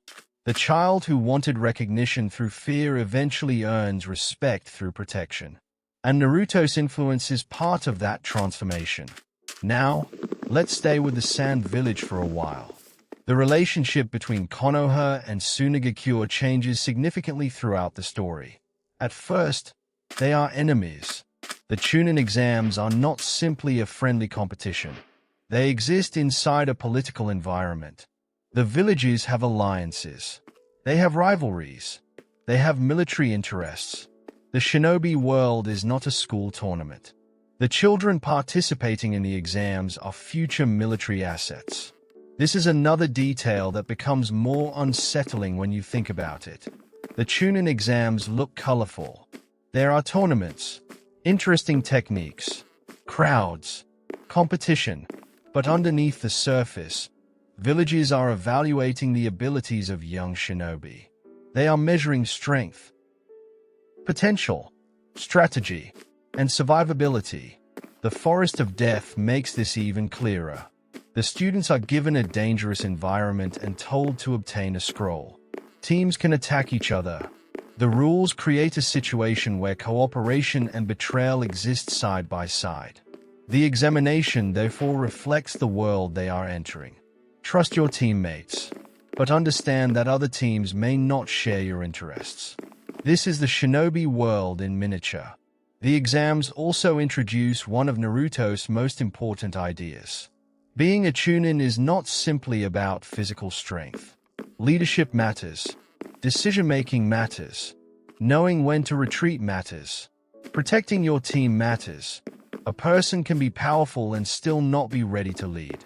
That is why Shikamaru becomes Chunin. His intelligence and judgment impress the examiners, even though he does not win the tournament. This is an important distinction. Victory in battle and suitability for leadership are not the same thing, and it reflects the larger meaning of the Chunin rank. A Chunin is expected to make decisions, not simply follow orders. That is the difference between a fighter and a leader. Naruto spends much of his childhood wanting to prove that he is strong. Eventually, he learns that strength is only useful when you know what to do with it. This is also why Kakashi is such a strong teacher. He does not simply train techniques. He tries to teach judgment, sometimes imperfectly, sometimes through painful experience. But the goal is always bigger than winning the next fight. Now, One of the most famous techniques in Naruto is the Rasengan. It is associated with Minato, then Jiraiya, then Naruto. The technique itself has an interesting history. It was created by Minato after he spent years studying the tailed beast ball. Unlike many techniques, the Rasengan does not initially require hand seals. The user creates a sphere of rotating chakra and compresses it. The difficulty lies in controlling the chakra's rotation and power. Naruto initially struggles with it. Jiraiya teaches him. Then Naruto develops his own approach. This is another recurring pattern. The student receives an existing technique, then adapts it. Naruto eventually combines the Rasengan with Wind Nature transformation. The result is the Wind style, Rasen Shuriken. But what matters is not simply that Naruto becomes stronger. It is that he takes something inherited and changes it. Minato creates the Rasengan. Jiraiya teaches it. Naruto transforms it. This is inherited will in physical form. A technique moves through generations, but it does not remain unchanged. The same happens with the Flying Thunder God technique. Tobirama creates it. Minato becomes famous for using it. The technique allows the user to instantly teleport to marked locations. Minato's mastery of it gives him his legendary speed. But the technique's existence also says something about Tobirama. He is sometimes remembered primarily as Hashirama's younger brother. But Tobirama is one of the most important innovators in the history of the village. He develops several techniques that later generations rely on. The Shadow Clone technique is associated with him. The Flying Thunder God is his creation. He develops systems for the village, and he thinks deeply about security and governance. His relationship with the Uchiha is much more complicated. Tobirama is suspicious of them. His fear is connected to his understanding of the Sharingan and the emotional intensity associated with it. Some of his policies contribute to the political isolation of the Uchiha, and this is where Naruto refuses to make history simple. Tobirama is not simply evil. He believes he is protecting the village. But good intentions can still produce harmful consequences. That is one of the most important lessons hidden in the political history of Konoha. A decision can be understandable and still be wrong. A person can be trying to protect people and still create a future where others suffer. Naruto does not always ask whether someone was good or evil. Sometimes it asks what their choices caused. And that is a much harder question. Now think about Minato. He is often remembered as the fourth Hokage. The Yellow Flash, the man famous for extraordinary speed. But Naruto's relationship with Minato is unusual because Naruto grows up without knowing who his father is. He knows the fourth Hokage as a legendary figure. He does not know that the man on the monument is his father. That revelation changes the way Naruto's childhood can be viewed. The fourth Hokage is remembered as a hero. Naruto is treated as a burden. The village honors Minato while struggling to accept his son. That contradiction is painful, but it also reveals something about Naruto's character. He does not become great simply because he is Minato's son. He becomes great because he chooses what to do with the life Minato gave him. Kushina adds another layer. She is not simply Naruto's mother. She is an Uzumaki. Her clan is associated with exceptional vitality and sealing techniques. The Uzumaki were once closely connected to the Hidden Leaf. Their symbol appears in Konoha, and Naruto wears that symbol as part of his identity. The spiral is one of the quiet recurring symbols in the series. It appears in the Uzumaki name. It appears on Konoha's symbol. It appears on Naruto's clothing. It is visually associated with rotation. And rotation becomes relevant to Naruto's most famous technique. The Rasengan. The world seems to keep turning back toward the same shape. A spiral, a circle, a cycle. And cycles are one of Naruto's greatest themes. The cycle of hatred, the cycle of war, the cycle of revenge, the cycle of inheritance. Naruto's goal is not to escape history by pretending it never happened. It is to change the direction of the cycle. That is a very different idea. If you simply forget the past, you may repeat it. If you understand the past, perhaps you can choose differently. This is why Naruto spends so much time talking to people from previous generations. The old stories matter. Hashirama matters. Madara matters. Jiraiya matters. Itachi matters. Minato matters. Kushina matters. The past is not decoration. It is the explanation for the present. And then we reach one of the strangest concepts in the entire world. The tailed beasts. At first, they appear to be enormous monsters. 9 creatures with different numbers of tails. They are feared, captured, transferred, sealed, weaponized. But later, the story reveals that they have names, personalities, relationships, histories. They are not simply beasts.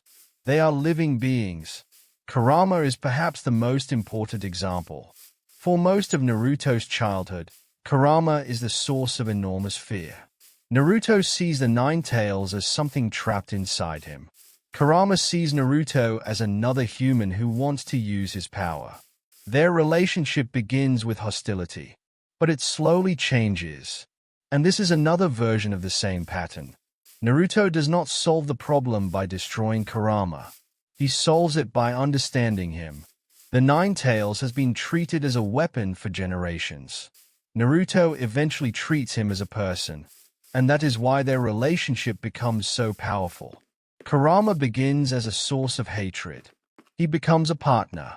Eventually, he becomes a friend. The emotional significance is much greater than simply gaining another power-up.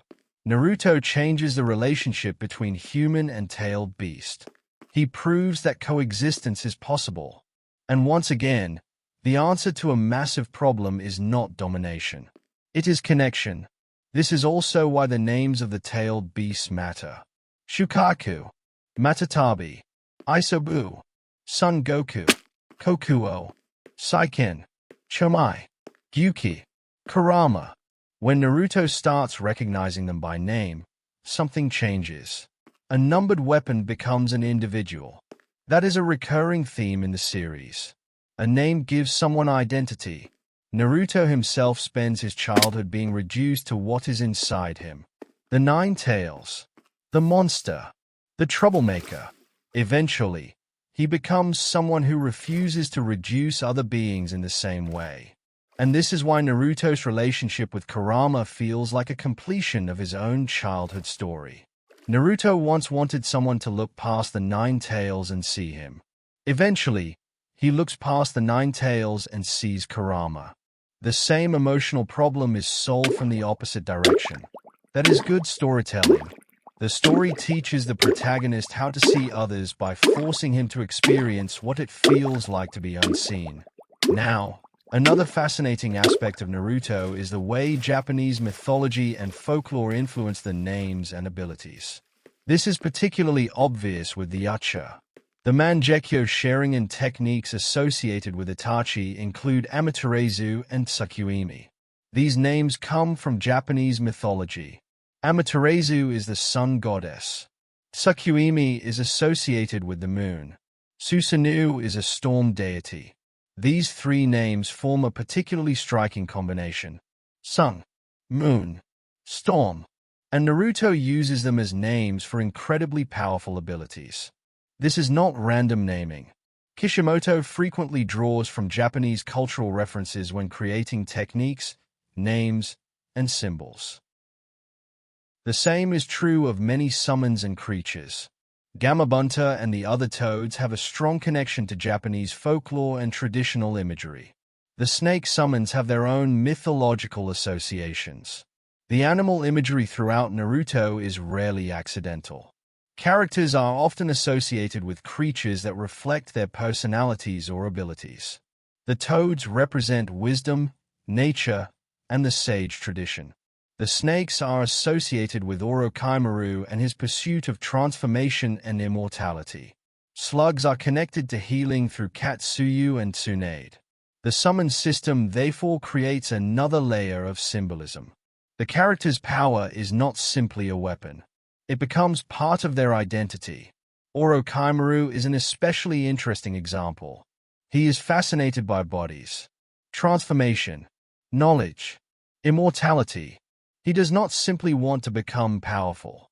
He wants to understand everything. His curiosity becomes dangerous because he does not accept the limitations of a human life. He wants to learn every technique, experience every possibility, live long enough to understand the entire world. This makes him almost the opposite of Naruto. Naruto accepts that life is limited.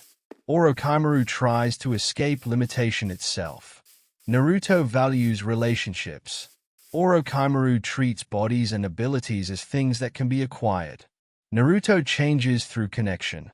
Orochimaru changes through experimentation. And yet, even Orochimaru eventually becomes less purely destructive. The character continues to evolve. Again, Naruto rarely leaves its major characters frozen in one moral position. People change, sometimes slowly, sometimes unpredictably, sometimes because someone else changes them. That is one of the reasons the world feels alive. Nobody is completely finished. Now, let's talk about Kabuto.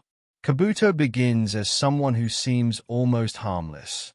A helpful shinobi, a knowledgeable person, someone who can provide information. But his story becomes increasingly strange. His identity is unstable. He struggles to understand who he is. He collects identities. He changes himself physically. He eventually uses the abilities of others. And this creates an interesting contrast with Naruto. Naruto spends his childhood wondering who he is. But his answer eventually comes from relationships. Kabuto searches for identity by taking pieces from other people.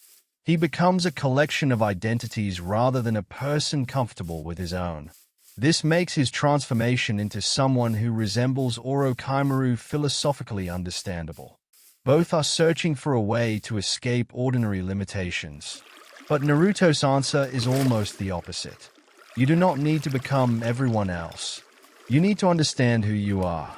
This is one of the most important differences between the protagonists and many of the villains. The villains often want to escape themselves.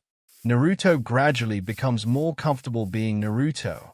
Sasuke spends much of the story trying to redefine himself. Gaara changes his identity. Obito abandons his original identity. Nagato becomes pain. Itachi becomes a missing nin. The shinobi world is full of masks. And this brings us back to Kakashi. The man who literally wears a mask becomes the teacher of 3 children who are all struggling with identity. Naruto does not know his parents. Sasuke has lost his clan. Sakura is trying to prove herself. Kakashi is carrying his past. The team is therefore much more complicated than it initially appears. 3 students, 1 teacher, for people who are all searching for some version of belonging. The fact that they become Team 7 is one of the most important things in Naruto, because they become a family of sorts. Not a perfect family, not a peaceful family, but a family. And that is why Sasuke leaving matters so much. He is not simply a teammate going rogue. He is someone Naruto considers a brother. Naruto's obsession with bringing Sasuke back is therefore not simply about fulfilling a promise. It is about refusing to let someone he loves become another person lost to the cycle. Naruto understands something that Sasuke struggles to accept. A bond can hurt, but that does not make the bond worthless. In fact, the pain often proves that the bond mattered. Sasuke wants to cut the bond because he believes it causes suffering. Naruto eventually learns that suffering is part of caring about someone, and rather than eliminating the relationship, he chooses to carry the pain. This is why their final battle has such emotional weight. It is not simply a battle between 2 powerful shinobi. It is the final argument between 2 ways of understanding connection. Sasuke wants to become the person who carries the world's darkness alone. Naruto refuses to let him. Sasuke believes isolation creates strength. Naruto believes strength allows you to connect without losing yourself. And when the battle ends, The fact that Naruto still reaches for Sasuke is more important than who technically won. The relationship survives, and that survival becomes the proof of Naruto's philosophy. Now, there is another character who deserves more attention than he often receives. Might Guy. At first, Guy seems almost like a joke. His eyebrows are exaggerated. His energy is enormous. His rivalry with Kakashi is ridiculous. He talks about youth constantly, but underneath the comedy is one of the most sincere characters in the series. Guy believes in effort. He believes in Lee. And perhaps most importantly, he believes in people who have been told they cannot succeed. Rock Lee cannot rely on ninjutsu. Guy understands that limitation, but instead of treating it as a reason to stop, he finds another path. The 8 gates become the ultimate expression of this philosophy. They allow the body to release increasingly restrictive limits on physical performance. But the technique is dangerous because the human body has those limits for a reason. Guy's use of the 8 gates against Madara is therefore not simply a spectacular battle. It is the culmination of everything he believes. A person who was never the obvious prodigy becomes someone capable of challenging one of the most powerful beings in the world. And Madara himself acknowledges Guy's ability. That moment is significant because it validates a philosophy Naruto has been expressing since the beginning. Talent matters. Bloodlines matter. Inherited abilities matter. But they are not the only things that matter. Training matters. Will matters.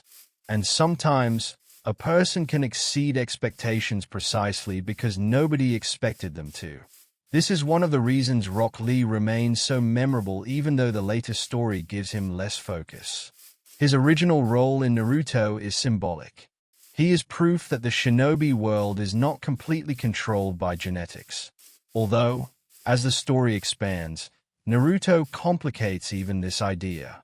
Because eventually, Naruto and Sasuke are revealed to have extraordinary inherited histories. The protagonists are not simply ordinary children who become powerful through effort. They are connected to major bloodlines and ancient history. This changes how the earlier themes can be interpreted. And it is one of the most debated aspects of Naruto. But even with those revelations, the emotional message does not completely disappear. Naruto's heritage explains why certain possibilities exist. It does not automatically explain why he chooses the people he chooses. His parents do not force him to become friends with Sasuke. His lineage does not force him to forgive Nagato. His chakra does not force him to befriend Kurama. Those are choices, and Naruto's choices remain central. This is why inherited power and inherited will are not the same thing. You can inherit power. You must choose your will. That distinction runs through the entire story. Now, let's return to the Uchiha. The sharing in itself is one of the most recognizable abilities in anime. But its evolution is connected to the emotional lives of its users. The basic Sharingan develops through strong experiences. The Tomo change. The eye becomes more powerful. Eventually, the Mangekyo Sharingan appears. And the Mangekyo is tied to intense emotional trauma. Different users develop different abilities. This is one reason the Uchiha are such an important clan narratively. Their strongest abilities are deeply connected to emotion. Love, loss, attachment, fear, and grief. The clan is therefore caught in a strange cycle. The bonds that make their emotions powerful can also become the source of their suffering. The more deeply they love, the more devastating loss can become. Naruto's philosophy eventually challenges that cycle. He does not say you should stop caring.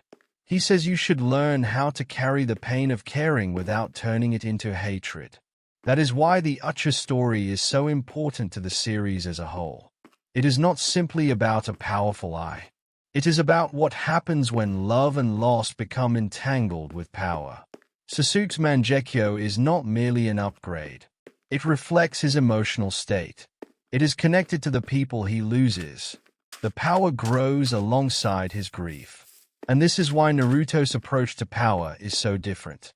Naruto's relationship with Kurama changes through trust. Sasuke's sharing and develops through loss. One character's greatest power grows through connection. The other's grows through pain.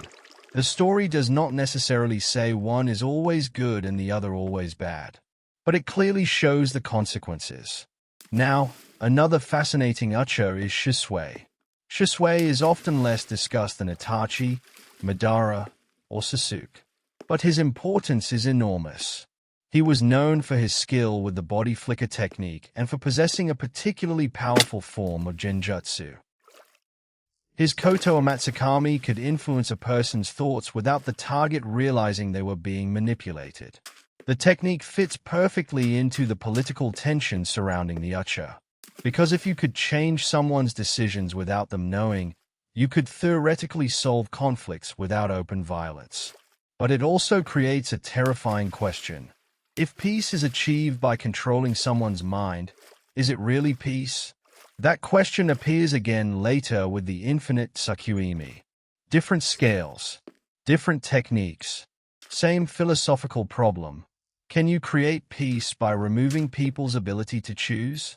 Naruto's answer remains no. Freedom matters. Choice matters. Even when choice leads to mistakes. This is why the story ultimately rejects perfect artificial peace. A dream can be beautiful, but if it is imposed on everyone, it becomes another kind of prison. And that idea is one of the strongest philosophical threads connecting the final arcs. Now, let's look at the Sage of Six Paths. Hagoromo Otsutsuki is almost mythical when first introduced. His history reaches back to the origins of chakra. He becomes associated with Ninshu, and his descendants eventually create the lineages that shape much of the shinobi world. His sons, Indra and Azura, become central to the inherited conflict that later manifests through Madara and Hashirama, and eventually Sasuke and Naruto. The important idea is not simply reincarnation. It is repetition. Two brothers with different philosophies, two descendants, then two more. The same argument keeps appearing. Power versus cooperation. Individual strength versus collective bonds. Control versus trust. The names change. The world changes. But the disagreement returns. This is another form of the cycle. And Naruto's role is to interrupt it. He is not simply another participant. He becomes the person who refuses to continue the argument in the same way. Instead of defeating Sasuke permanently, he keeps the relationship alive. Instead of killing the tailed beasts, he works with them. Instead of accepting hatred toward former enemies, he listens to them. He changes the pattern. And this is why Naruto's story is fundamentally about breaking cycles rather than simply winning battles. A victory that leaves the same hatred behind is not enough. The next generation would simply fight again. Peace requires something deeper. It requires changing what people inherit. Not necessarily their blood, their beliefs, their assumptions, their definitions of enemies. That is why the concept of inherited will is more important than inherited power. Now, one of the most interesting examples of inherited will comes from Jiraiya. Jiraiya's students include Minato. Minato becomes Hokage. Jiraiya later teaches Naruto. This creates a direct chain. Jiraiya influences Minato. Minato becomes Naruto's father. Jiraiya influences Naruto directly. So Naruto is connected to Jiraiya both as a student and through his father. Jiraiya also influences Nagato. This creates another chain. One teacher, several students, completely different outcomes. Minato becomes Hokage. Nagato becomes Pain. Naruto becomes the person who tries to reconcile the ideas of both. This is why Jiraiya's importance extends far beyond his relationship with Naruto. He is one of the connecting threads between generations. He carries ideas from one era into another, and even his writing reflects this. Jiraiya is a writer. He creates novels. He searches for a story that can represent the possibility of peace. The contrast is interesting. A man who spends much of his life surrounded by violence chooses to write. He tries to imagine a better world through fiction. And Naruto eventually becomes the living proof that one of those imagined possibilities can exist. Jiraiya never fully sees the result, but his student carries it forward. This is another version of legacy. Sometimes you do not get to see the dream you started. Someone else completes it.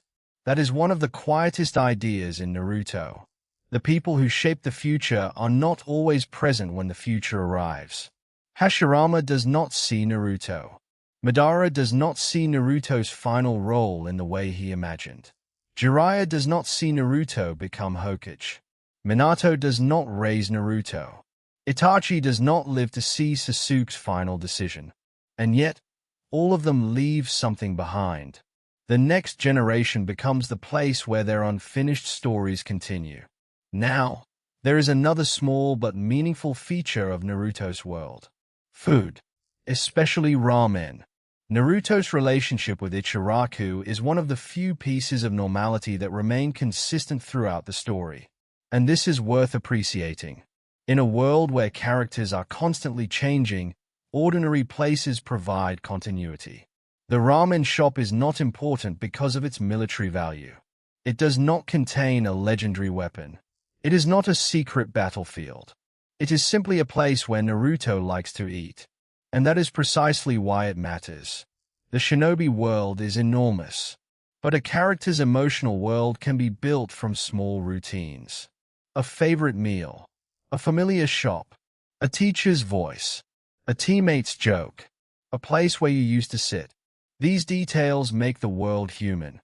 Without them, Naruto would become only a sequence of battles. The ramen matters because Naruto matters as a person. He gets hungry. He gets tired. He gets embarrassed. He wants recognition. He likes certain foods. He has habits. These ordinary details remind us that even the strongest shinobi are still people.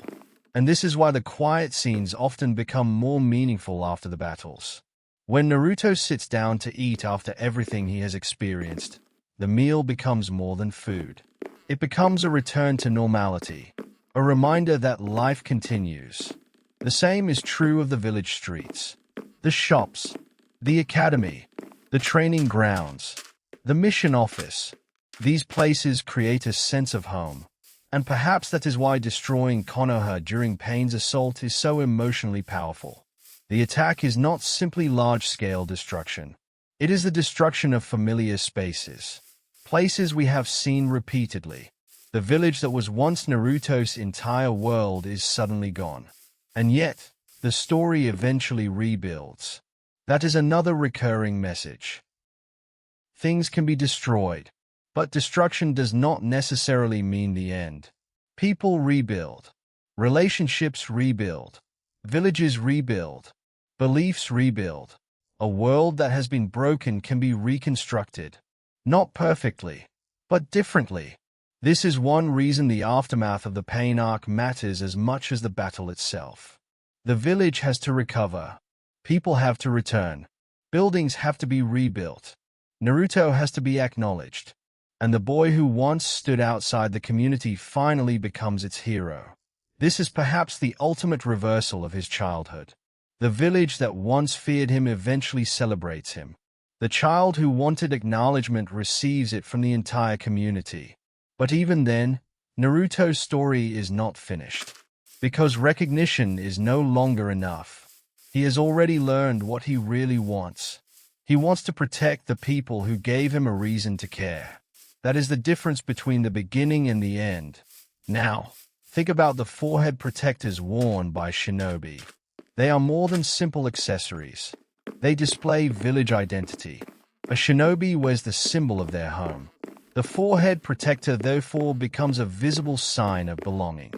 Naruto's forehead protector is especially meaningful because belonging is something he struggles with. He wears the leaf symbol even when some people in the village reject him. The symbol therefore represents something he believes in before the village fully accepts him. He identifies with Konoha before Konoha fully identifies with him.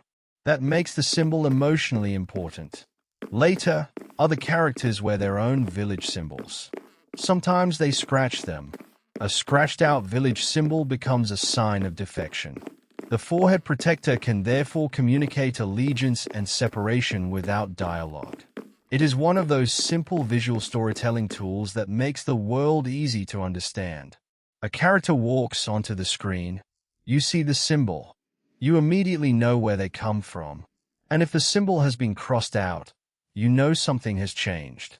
The Shinobi world is full of these visual shortcuts. The Akatsuki clouds, the Ucha fan, the Hyuga eyes, the Uzumaki spiral, the Sand Village symbol, the Konoha leaf. These symbols allow the story to communicate history visually.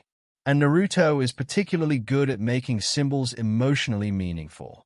The Ucha fan becomes associated with pride, tragedy, and loss. The leaf becomes associated with both home and political complexity. The Akatsuki cloud becomes associated with war.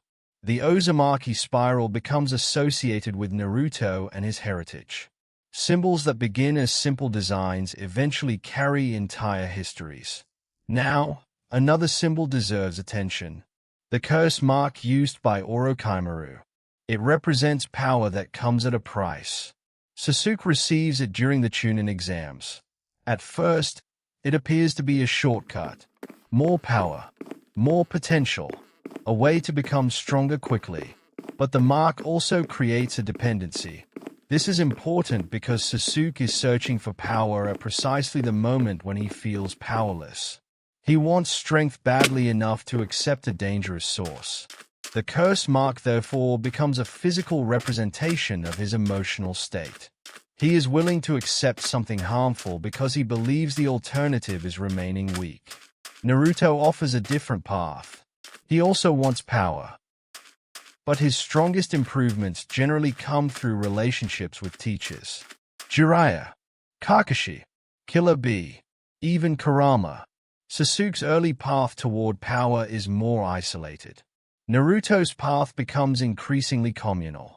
Again, the story creates a contrast. Two boys, similar hunger for strength, different methods, different consequences. Now, Orochimaru's experiments also connect to another important theme. The human body in Naruto is treated as both fragile and adaptable. The 8 gates push it beyond normal limits. Medical ninjutsu repairs it. The curse mark changes it. The Sharingan changes the way the body uses chakra. Sage mode adds natural energy. Jinchuriki contain enormous power. The body becomes a battlefield between limitation and possibility. And this is why characters like Tsunade and Sakura are so important. They understand the body differently. Medical ninja do not simply heal injuries. They understand anatomy, chakra flow, precision, control. Tsunade's monstrous physical strength is also based on precise chakra control. She does not simply have enormous muscles. She concentrates chakra and releases it at exactly the right moment. This is another example of Naruto making precision more powerful than appearance suggests. The strongest-looking attack is not always the most sophisticated. Sometimes the most impressive technique is the one that requires the greatest control. Sakura's development reflects this. She begins with excellent chakra control. Tsunade recognizes that potential, and eventually, Sakura becomes capable of extraordinary physical strength. Her progress is therefore not completely random. The foundation was present from the beginning. It simply had not yet been developed. This is another useful lesson in the series. A character can possess a strength without knowing how to use it. Naruto has enormous chakra reserves but poor control. Sakura has excellent control but initially lacks the physical power to capitalize on it. Sasuke has natural talent but struggles with emotional control. Different characters begin with different pieces. Training completes the picture. Now, let's return to the idea of nature transformation. Chakra can be associated with 5 basic elemental natures. Fire, wind, lightning, earth, water. Different shinobi have different affinities. The Uchiha are strongly associated with fire style. Kakashi becomes known for lightning style. Naruto develops wind style. Sasuke develops fire and lightning techniques. The elements are not simply aesthetic. They help define combat styles.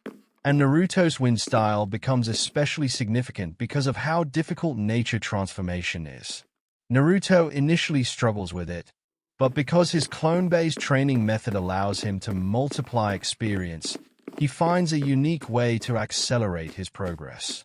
The shadow clone technique becomes more than a combat technique. It becomes a training tool. Every clone can perform an action. When the clones disappear, Naruto receives their experience. This allows him to compress training time dramatically. It is one of the most useful examples of how Naruto turns a seemingly simple technique into something more creative. The shadow clone technique itself was created by Tobirama, but Naruto uses it in ways that even Tobirama could not have predicted. Again, the student changes the inheritance. A technique created by one generation becomes something new in another. This is almost the definition of inherited will. The technique remains. The meaning changes. Now, one of the most recognizable consequences of Naruto's shadow clones is the enormous number of them. Naruto can create large groups of clones because of his enormous chakra reserves. But there is another reason he can tolerate the technique better than many ordinary shinobi. His Uzumaki heritage gives him exceptional vitality, and Kurama provides another source of chakra. So the technique that would be extremely taxing for many people becomes one of Naruto's signature tools. It fits his personality perfectly. Naruto is not a precision fighter in the beginning. He overwhelms problems with numbers. He creates distractions. He improvises. He turns mistakes into opportunities. His fighting style reflects his personality. Chaotic, persistent, creative, and surprisingly clever. This is important because Naruto is sometimes underestimated by other characters. They see his lack of academic performance and assume he lacks intelligence. But combat intelligence is different. Naruto becomes very good at reading people. He learns how enemies think. He recognizes patterns. He uses deception. He disguises his clones. He combines techniques in unexpected ways. His unpredictability becomes a weapon. This is one reason his battles often feel different from Sasuke's. Sasuke tends to rely on precision. Naruto tends to rely on adaptation.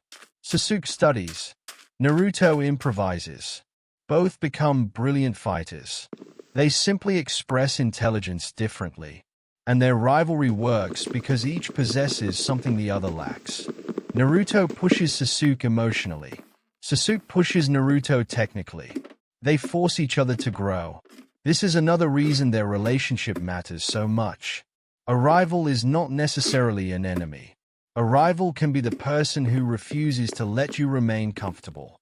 Sasuke constantly challenges Naruto's understanding of strength. Naruto constantly challenges Sasuke's understanding of isolation. Neither would develop in exactly the same way without the other. Now, another character who plays an important role in Naruto's development is Iruka. Iruka is easy to underestimate because he is not one of the strongest fighters. He does not have a legendary bloodline. He does not perform enormous techniques.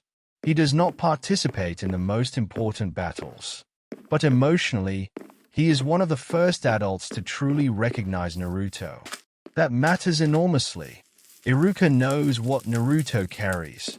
He knows the Nine Tails is inside him, but he eventually chooses to see Naruto as a child rather than a monster. His acceptance gives Naruto something that power cannot provide: recognition. This is why Iruka's presence at Naruto's wedding later in the story is meaningful. The relationship began with a teacher who chose to see a lonely child. It eventually becomes a lifelong bond. Iruka is one of the first people to tell Naruto, through his actions, that he belongs. And that is why the emotional foundation of Naruto's journey does not begin with the Hokage. It begins with one teacher, one person choosing to care. This is perhaps one of the most important ideas for understanding Naruto. Change does not always begin with a legendary figure. Sometimes it begins with one person, one decision, one moment of kindness. Iruka changes Naruto. Naruto changes others. The chain continues, and the story becomes a long sequence of people influencing people. This is what the phrase inherited will truly means. Not simply inheriting a technique, not simply inheriting blood, but inheriting someone's belief in you, then passing that belief to someone else. Now, there is another reason Naruto's teachers matter so much.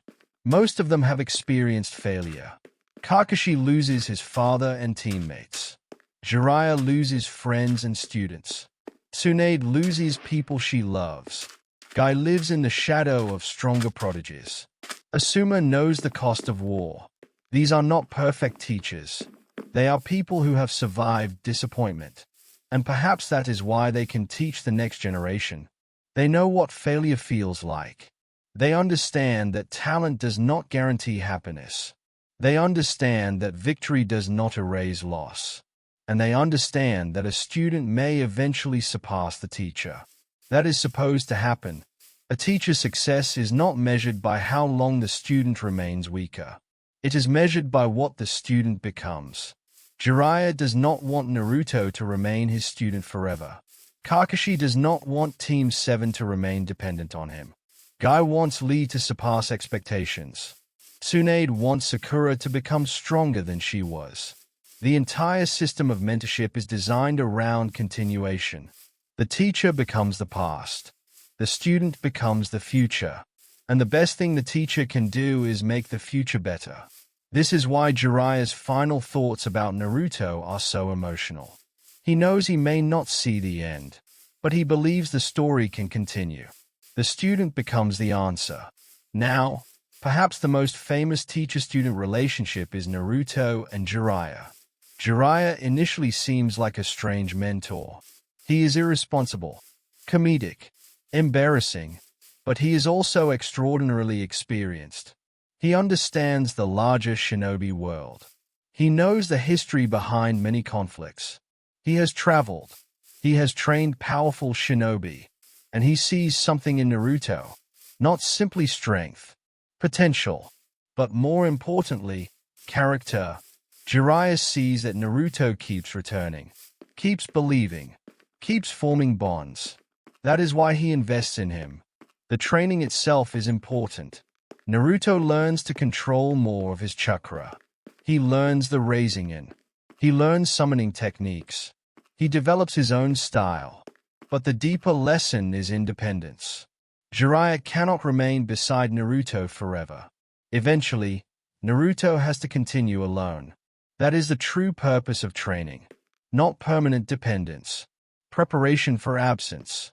And perhaps this is why losing a teacher hurts so much in Naruto. The student is finally ready to continue. But the teacher is no longer there to watch. This is the strange sadness of growing up. The people who helped you become who you are cannot always be present for everything you become afterward. Naruto carries Jiraiya forward, not by becoming another Jiraiya, but by becoming Naruto. That distinction matters. Legacy is not imitation. It is transformation. You receive something. You change it. You pass it on. And perhaps that is what the entire story of Naruto is doing. Taking ideas from the past, testing them, breaking some, keeping others, and passing them into the future in a different form. Now, if you're still listening, let the pace slow for a moment. Imagine the hidden leaf at night again. The rooftops are quiet. The training fields are empty. The forest beyond the village is dark. The Hokage monument is almost completely still. No battle, no shouting, no alarms. Just the ordinary sounds of a village sleeping. This is the world that all of these characters were fighting to protect. Not the monuments, not the titles, not the techniques. The ordinary life underneath them. a child going home, a family eating together, a teacher preparing for tomorrow, a shopkeeper closing the door, a bowl of ramen, a friend waiting for someone to return. The shinobi fight because they want those ordinary things to survive. And perhaps this is why the series spends so much time showing ordinary life between battles. Without those quiet moments, there would be nothing worth protecting. Now, let's continue deeper into the world. The concept of missions in Naruto is another detail that becomes more interesting when you think about it. Shinobi missions are ranked. D rank, C rank, B rank, A rank, S rank. The system exists to estimate difficulty and danger. But the ranking system also reflects the militarized structure of the villages. Shinobi are professionals. They take contracts. They protect clients. They gather information. They escort people. They fight enemies. The academy is therefore not simply a school. It is part of a military system. Children are trained from a young age because the villages depend on shinobi. This is why Naruto's childhood can feel strangely serious underneath the comedy. The students are learning skills that may eventually determine whether they survive a mission. The Chunin exams are not just a competition. They are part of a military hierarchy. The villages need capable leaders. The system is harsh because the world is harsh. And this makes Naruto's desire to become Hokage more complicated. He is not simply climbing a political ladder. He is trying to become the leader of a military village. Yet his ultimate goal is to reduce the need for war. This contradiction is another important part of his journey. He wants to become the best leader of a system he ultimately wants to transform. That is difficult, but it also makes his development more meaningful. He does not simply reject the world. He tries to improve it from within. Now, one of the clearest examples of the cost of this system is the concept of child soldiers. Naruto does not use modern political language to describe it, but the reality is present. Children fight. Children die. Children inherit missions. Children carry clan responsibilities. Children are expected to understand loyalty and sacrifice. Characters like Kakashi, Obito, Itachi, and Nagato are shaped by this environment. Their childhoods are shortened, and because they grow up too early, their adult decisions are often influenced by experiences they were never emotionally prepared to process. Naruto's generation begins to challenge this. The younger characters still fight, but they increasingly fight to create a world where the next generation can have something different. That is the dream behind the original founding of Konoha, and it becomes Naruto's version of that dream. The point is not simply to win the current war. It is to reduce the need for the next war. This is why the end of the Fourth Shinobi World War matters. The alliance between villages is significant because former enemies cooperate against a common threat. But the larger achievement is that they begin to understand that cooperation is possible. The five great nations had spent generations competing. Now, they fight together. The political structure begins to change, and the idea that villages must always be enemies becomes weaker. Naruto's influence is part of that. He becomes a bridge, not just between individuals, between villages, between humans and tailed beasts, between generations, between former enemies. He is a connector. That is perhaps the most fitting role for the character who began the story desperate for connection. Now, another character who embodies the consequences of the old system is Sai. Sai is trained by Root. Root operates under Danzo. The philosophy of Root is almost the opposite of Naruto's. Emotion is treated as dangerous. Attachment is treated as a weakness. Individual identity is suppressed. Shinobi are trained to function as tools. This creates an extreme version of what Naruto's world can become when the human element is removed. Sai initially struggles with emotions. He does not understand ordinary friendship. He does not know how to express himself naturally. He has been trained to suppress himself. Team 7 therefore becomes important to him. Naruto and Sakura teach him that relationships are not weaknesses. They can be sources of identity. Size development is another example of the power of belonging. A person who was trained to be a weapon learns how to become a friend. And this is one of the most important changes Naruto brings to people. He gives them permission to be human, even enemies, even shinobi, even people who have been trained to suppress themselves. This idea becomes especially important when we consider Danzo. Danzo genuinely believes he is protecting the village, but his methods are ruthless. He works from the shadows. He believes someone must be willing to do terrible things so others can remain safe. This philosophy is one of Naruto's greatest moral questions. How much cruelty can be justified in the name of protection? Can you commit terrible acts for a good purpose and still claim the result is good? Itachi's story is deeply connected to this question. Danzo's decisions influence the Uchiha situation. The village leadership makes choices behind closed doors, and the consequences eventually fall on people who had little control over the decisions. Naruto's philosophy is almost the opposite. He believes the solution cannot remain hidden forever. If people are expected to trust one another, they need understanding. Secrecy may protect the present, but it can poison the future. The story never suggests that transparency solves everything, but it repeatedly shows the cost of hidden decisions. And perhaps that is why Naruto is so interested in masks. A mask can protect you, but it also prevents people from seeing you. Kakashi wears one. Obito wears one. The ANBU wear masks. The shinobi themselves are often expected to hide emotion. The Akatsuki members hide identities. And many characters create false versions of themselves. The mask becomes a symbol of the shinobi world itself. A world where people survive by hiding parts of who they are. Naruto's answer is to reveal, to talk, to connect, to admit pain. That is why his conversations with enemies are so important. He is constantly asking them to remove the mask. Not literally, emotionally. Who are you beneath the role? Who were you before the war? What did you want before you became this person? What happened to you? These questions are at the heart of Naruto.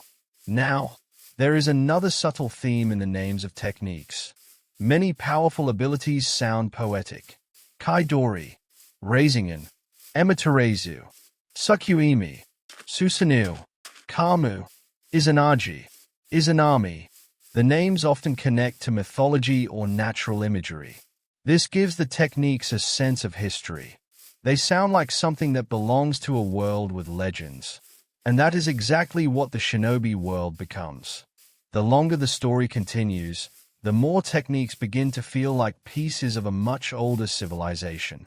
Some abilities are passed through clans. Some are invented. Some are forbidden. Some are rediscovered. The world has layers. A technique can be new to Naruto while being ancient to someone else. This creates a sense of depth.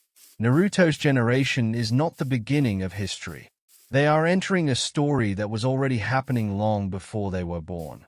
And this is one reason the flashbacks are so important. They show that the current conflict did not appear suddenly. It has roots. The present is simply the latest chapter. Now, one of the most interesting examples is the relationship between Indra and Azura. Indra is talented. He possesses natural ability. He is gifted. Azura initially struggles, but Azura develops through relationships and cooperation. Their father, Hagoromo, eventually chooses Azura. Indra feels rejected. The conflict begins, and the argument is familiar.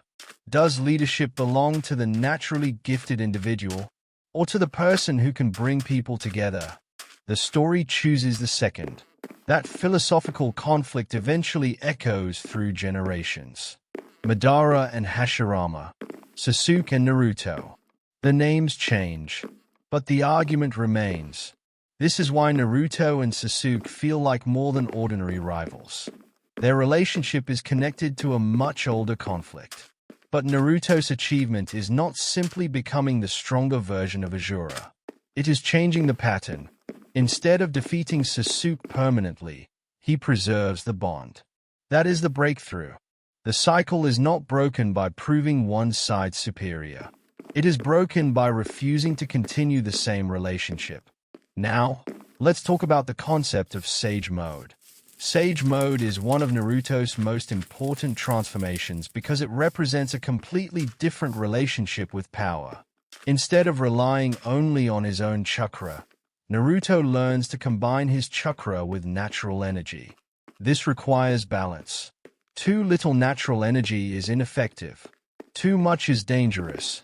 The user must remain still enough to gather natural energy while maintaining control. It is a technique based on harmony. That is fitting because Naruto's later philosophy is also based on harmony. Human chakra, natural energy, Kurama, other shinobi, the village, the tailed beasts, the larger world. Naruto's development is gradually moving toward cooperation between forces that once opposed each other. Sage Mode is therefore not just a power-up. It fits the larger direction of the character. He becomes stronger by learning to work with something outside himself. This is another recurring idea. Naruto's greatest abilities often emerge through partnership. The shadow clones allow him to multiply himself. Sage Mode connects him to natural energy. Kurama becomes his partner. The other tailed beasts become allies. Sasuke becomes a partner against the final threats. Strength through connection. Again and again. Now, compare this with Madara. Madara's power is enormous, but his solution is isolation and control. He wants to become powerful enough that nobody can oppose him. Naruto's power grows alongside relationships. This contrast becomes increasingly obvious. Madara sees connection as something that creates pain. Naruto sees connection as something that gives life meaning. That is perhaps the philosophical heart of the final conflict. Now, let's slow down again. The hidden leaf at night. A light in a window. A tree moving in the wind. A training field with no one standing on it. A mission scroll resting on a desk. The Hokage monument watching over the village. These objects look ordinary, but every one of them carries history. The training ground has seen generations of students.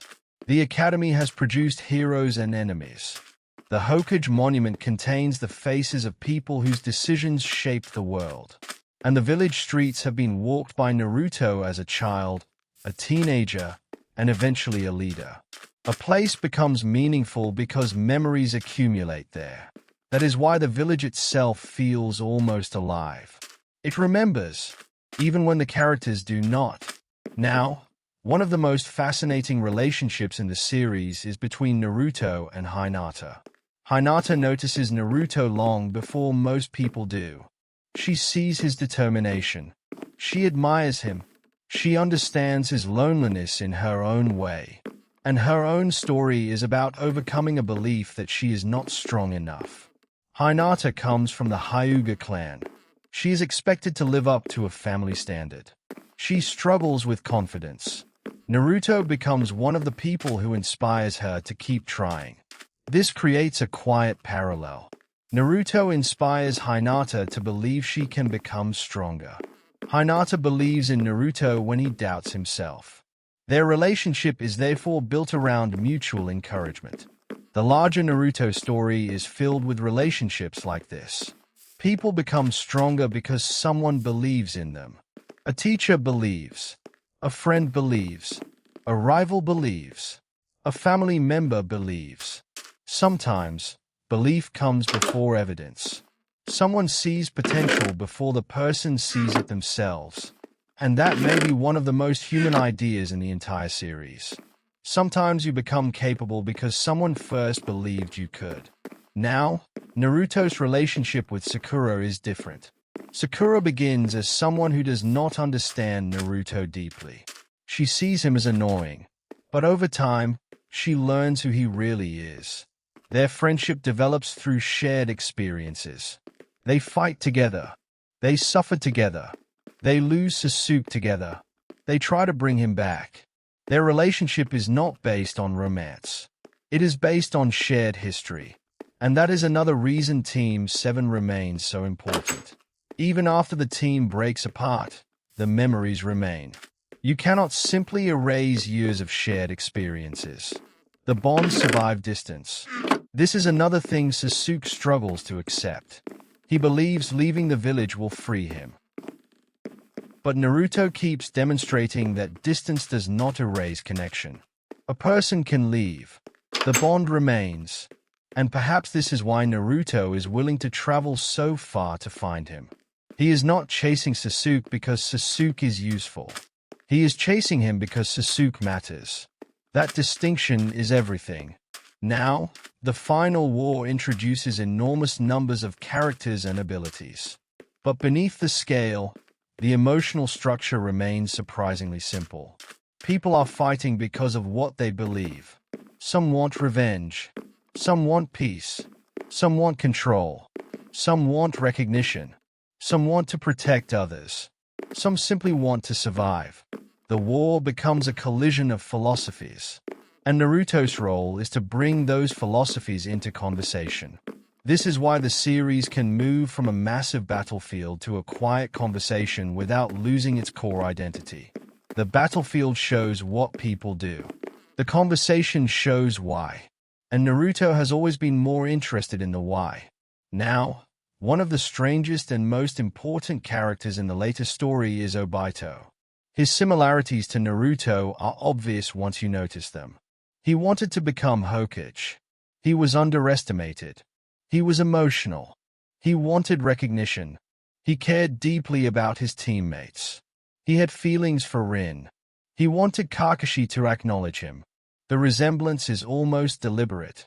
Obito represents a possible alternate path.